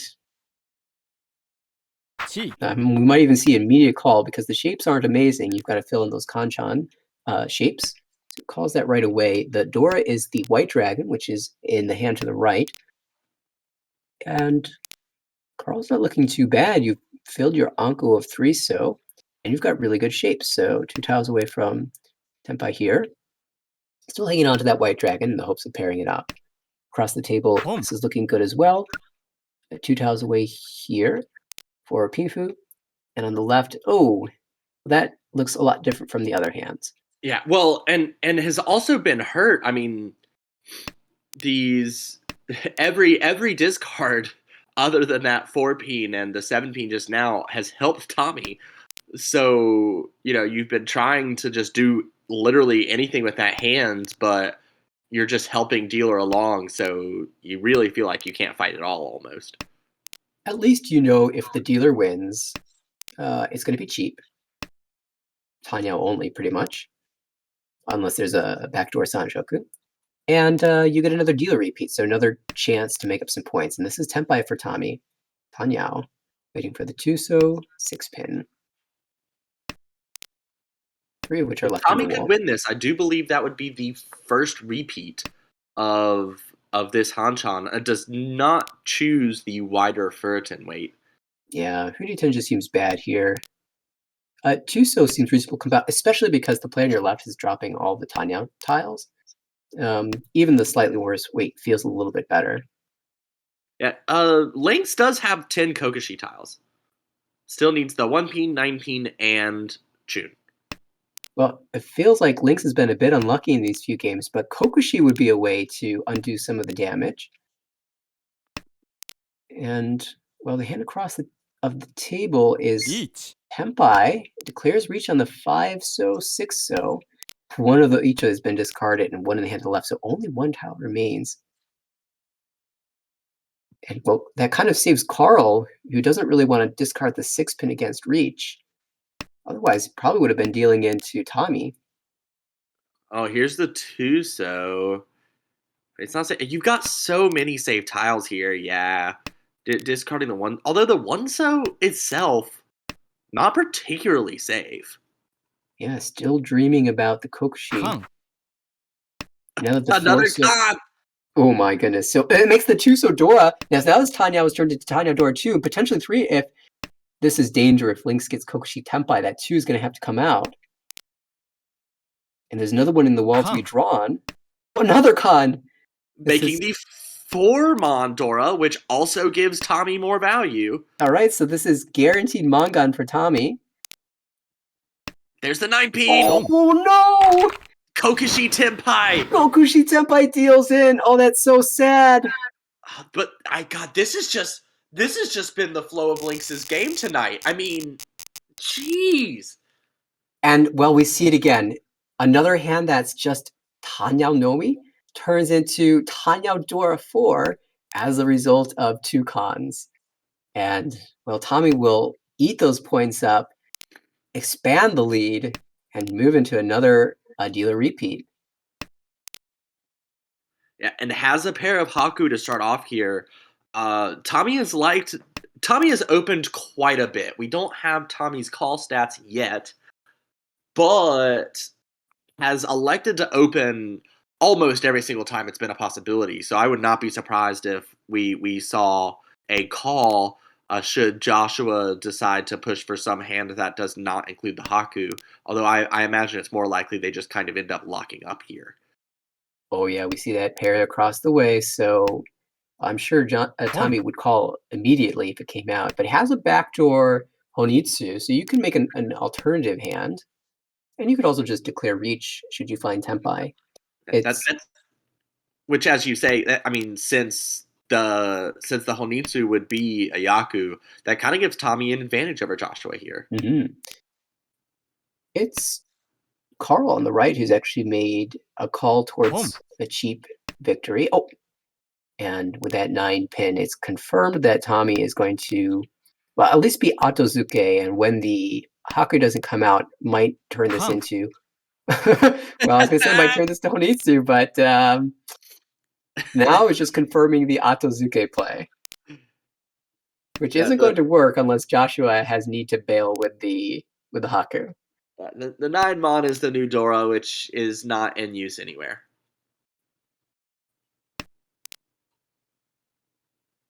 Yeah, this hand needs a pair, so Tommy chooses to discard the 7 and 6-pin because 7's is Dora, so you want to keep that in your hand. So this is good play, it's just really hard to win from this point.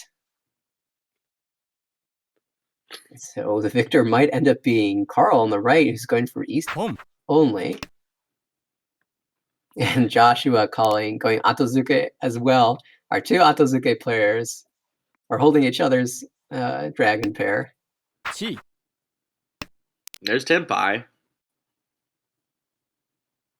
So who can get there first between Carl and Lynx? Lynx is only a couple tiles away. Exactly a couple, as it happens, is Tushantin. Mm-hmm.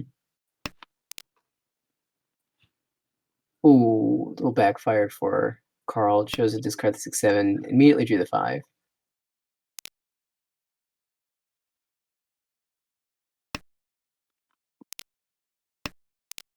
Wonder if there's perhaps a bit of a thought of Honitsu coming to play for Carl in making that decision.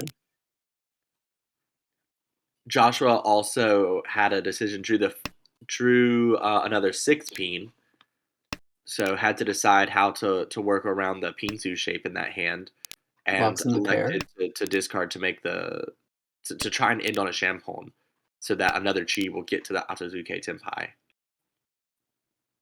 And it looks like Carl has found Tenpai. 3/6. Now you have a decision. Do you fight for more value? We're in the last row. Break Tenpai. That is Dora you're discarding too, and that's Chi or Joshua. Well, you didn't need to break Tenpai to keep the 7 so. You could discard the 1 so, and then you'd have 2/3/4, 2/3/4, and then you'd just be waiting on the 6 so. That's true. If you want Honitsu, of course, then you have to break it, but keeping Tenpai here seems important as we're so late in the game.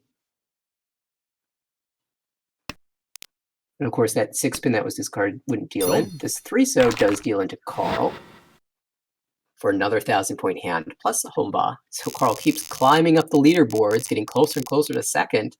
Well, I'm loving this Haku Anko. Looks like Honitsu for Tommy, but our dealer is now Carl. With Dora too. Yeah, this is looking good. 2 Dora and some nice shapes. You got 3 pairs, which is a little awkward, but you can work around this. To the right, we've got 2 honor tile pairs and another pair in the Pinzu.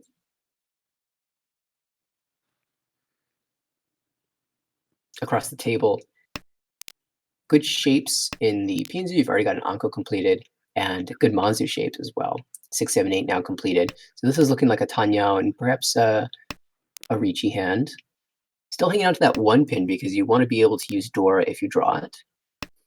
You perhaps value the 1 pin above one of the honor tiles. And when you draw the pair of honor tiles, then the 1 pin comes out and the south is called. Oh, this Tumon. Yeah, Tenpai after that south call immediately. And 2 players drew the Tumon immediately, but chose safer discards. It's got to come out of one of those hands you'd think. Now Carl with a 2-mon, but he can use that.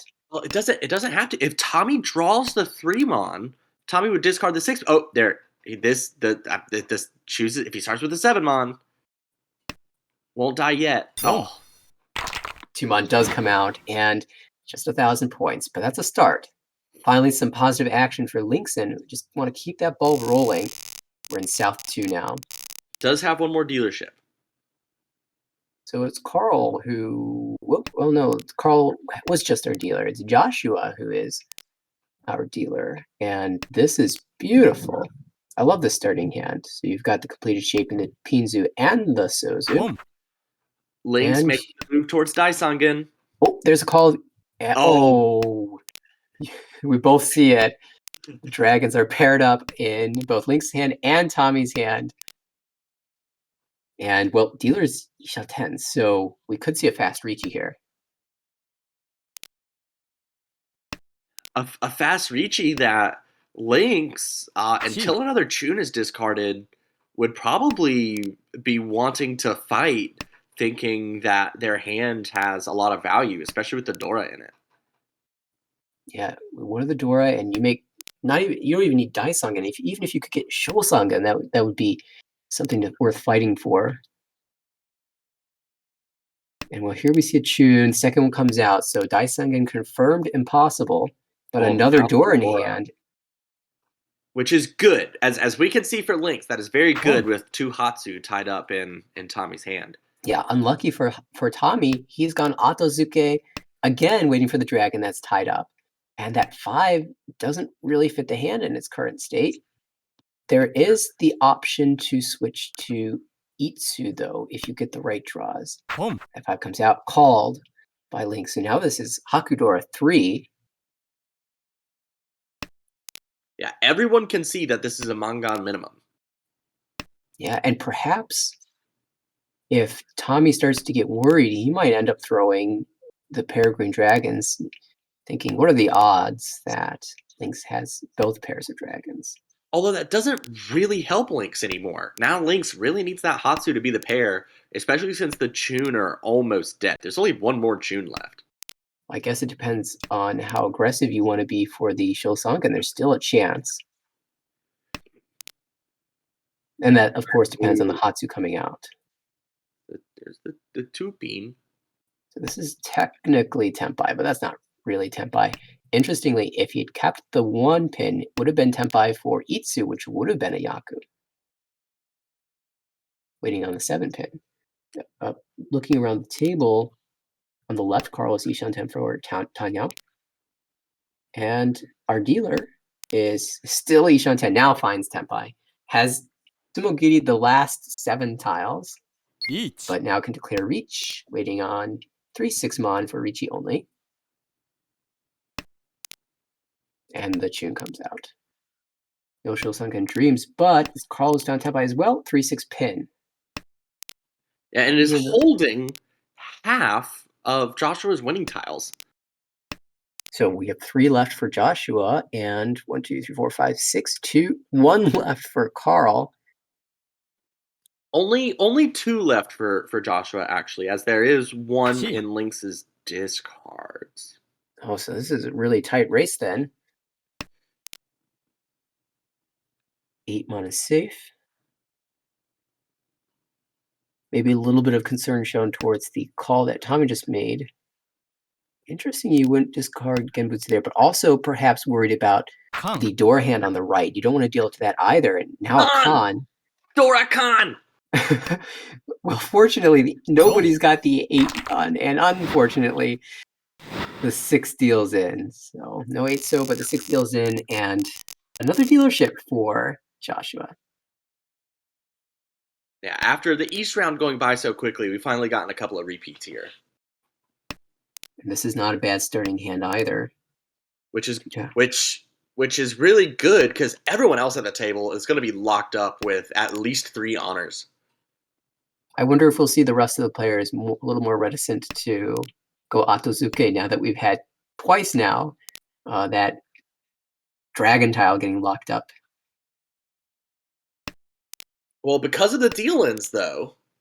Now, they obviously never got their dragon tile, but because of the deal-ins, they didn't see that everything was locked up. Like, That's true. They do not know that someone else was holding 2 of their tile. They might suspect it. Yeah, that sitting there forever Tempai wondering where they are. You think maybe somebody else had it. And you'd be right. Well, potential for Itsu on the right now. That's a way to get some value. Plus, you've got the Dora. Dora 9. So, we'd have to find a different pair than the 5 so, though. Or just draw another one. That would work, too. Because we can see that's not possible. Across the table, there's potential for Itsu and the Pinzu there. Yeah, Tommy's draws have been really spectacular. Every single draw up until now has been helpful, has progressed that hand. Joshua, though, not having to get rid of as much cruff at the beginning, is the first Tenpai waiting on the 4 Mon, 7 Mon for just Riichi Pinfu. Lynx takes the call, discards 1 Mon. Still 6 of the winning tiles for Joshua in the wall.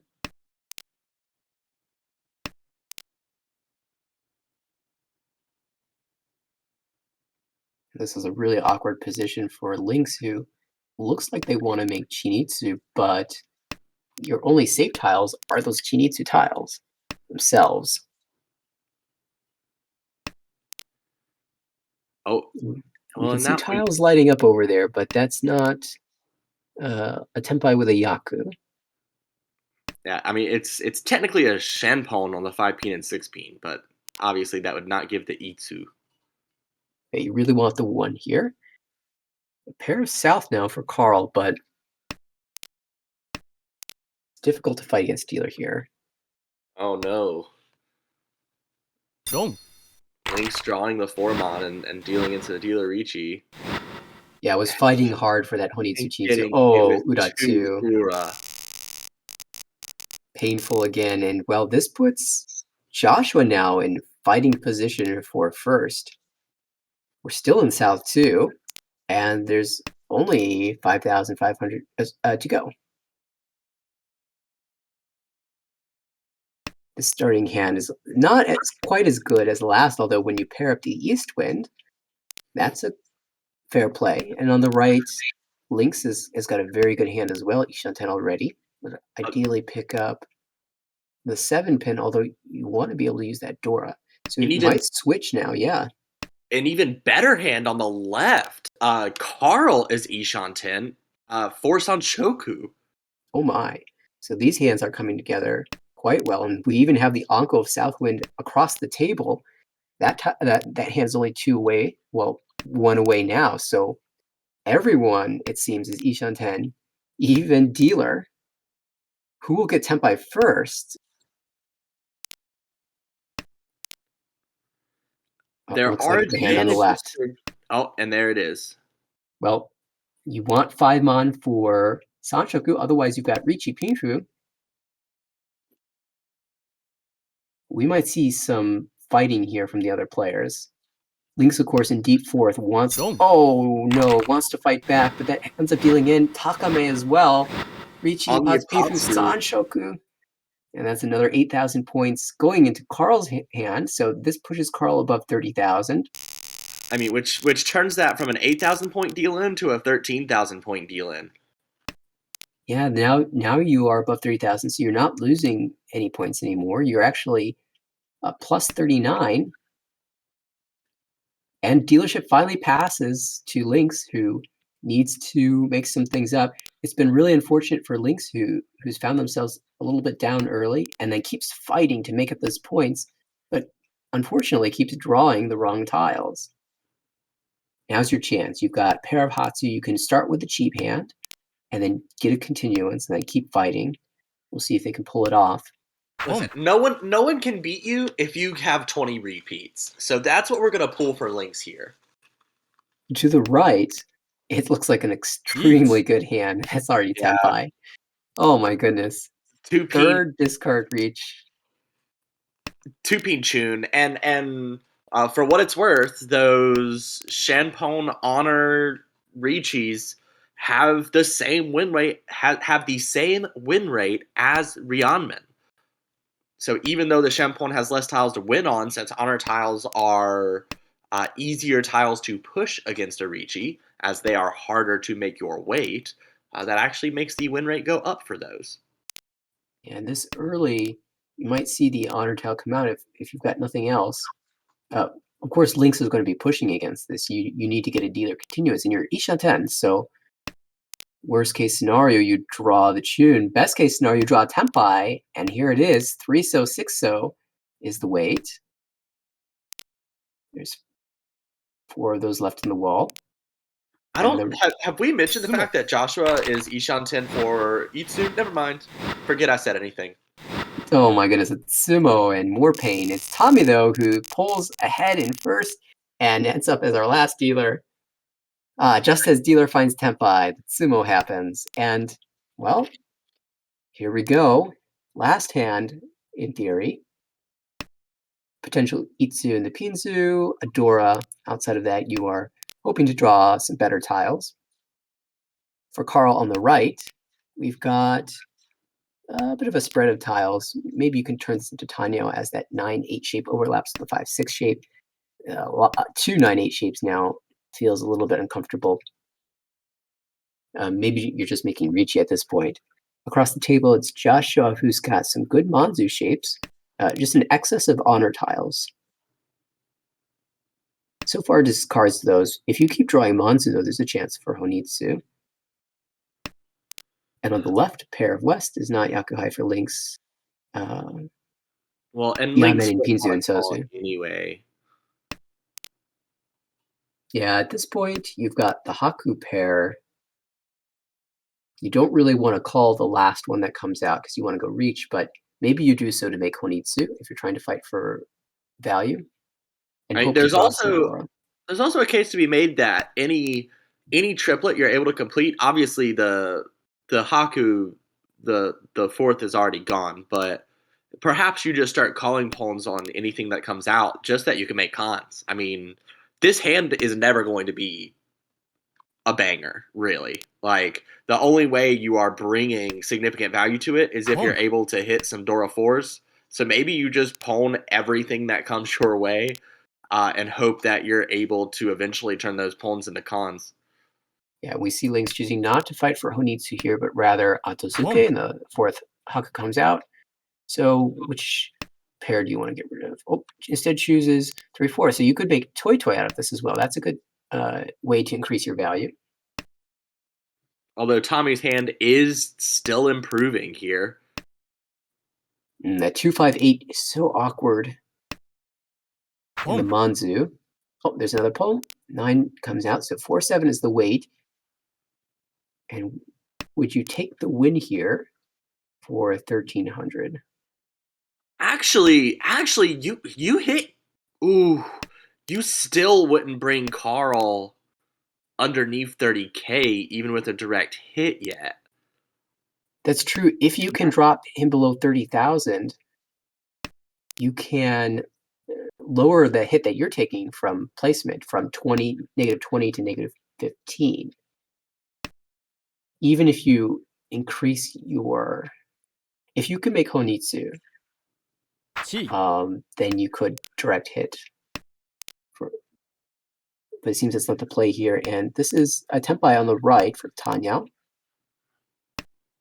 Yeah, the 6 though. And that would be a win should Lynx choose to take it. Yeah, but you Which do can't. not. I wonder if you should discard the 3-mon there. Make your hand Honitsu.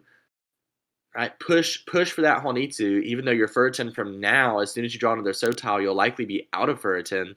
And that allows you to hit Carl, or, if you're able to con some Dora, you'd even be able to sumo, but unfortunately the 6-0 comes out. Yeah, I think what Lynx was doing there was fighting for Toy Toy, and that's why they didn't want to discard the pair. I do kind of like the Honitsu play over the Toy Toy play, but that's probably because I prefer. I don't think about Toy Toy very often. I probably should think about it a little bit more. As it is, it's Tommy who finishes first overall here, at least in this Hanchan, with 38.7 points. Joshua second with a good showing, 18.2. Carl made his way over 30,000, so positive 4.9, and it's Lynx fourth with negative 61.8. And Carl, with another positive finish, moves up to 131 at the top of the standings. And it'll be a little bit more work for the other 3 players to catch up. But Tommy did some good work. Now only slightly negative. And as we move to our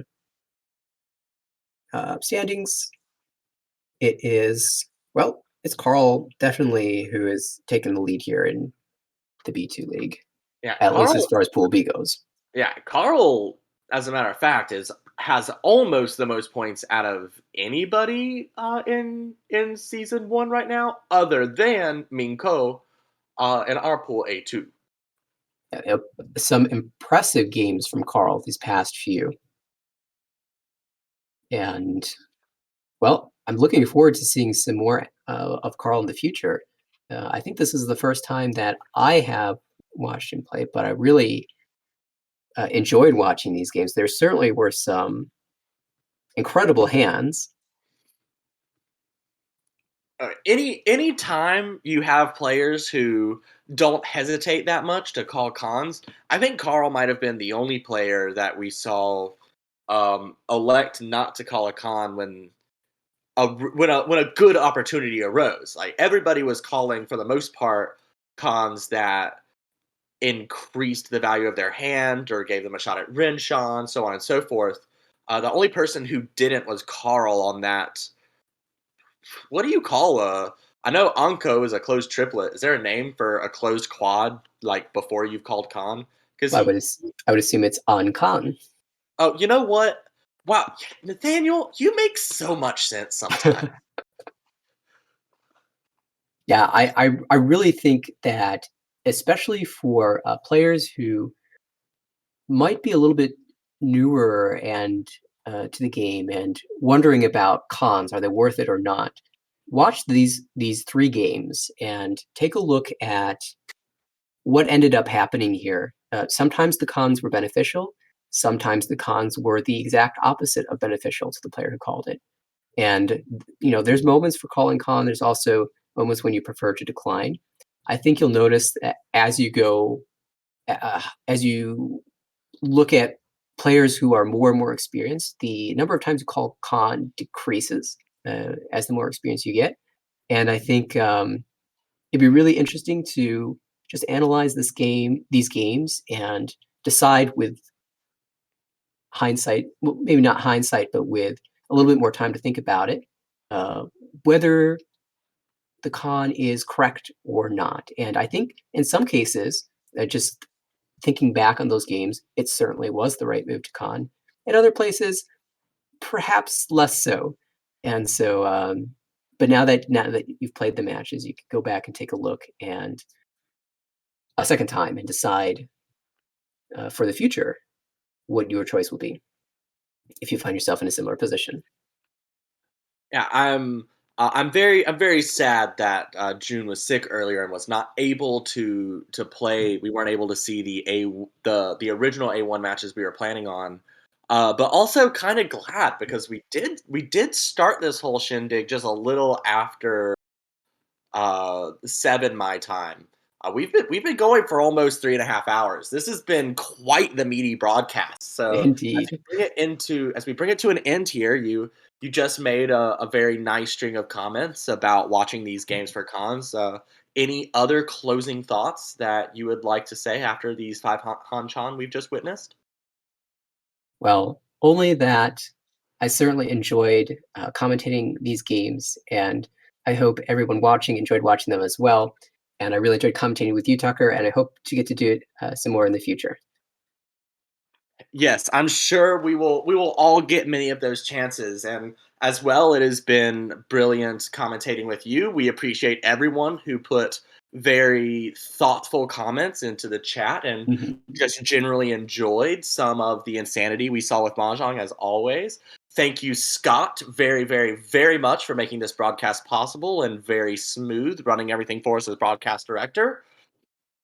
And that will be all for tonight. Thank you, everybody, for following along. Watch out for the next broadcast. It looks like we will likely have a couple more this week, including tomorrow, more than likely. So just kind of keep an eye out on Twitch and on our YouTube channel as well for these VODs when they are able to be posted. And that is Nathaniel, Tucker, and Scott from the American Ricci Mahjong League. Thank you for watching and have a beautiful night.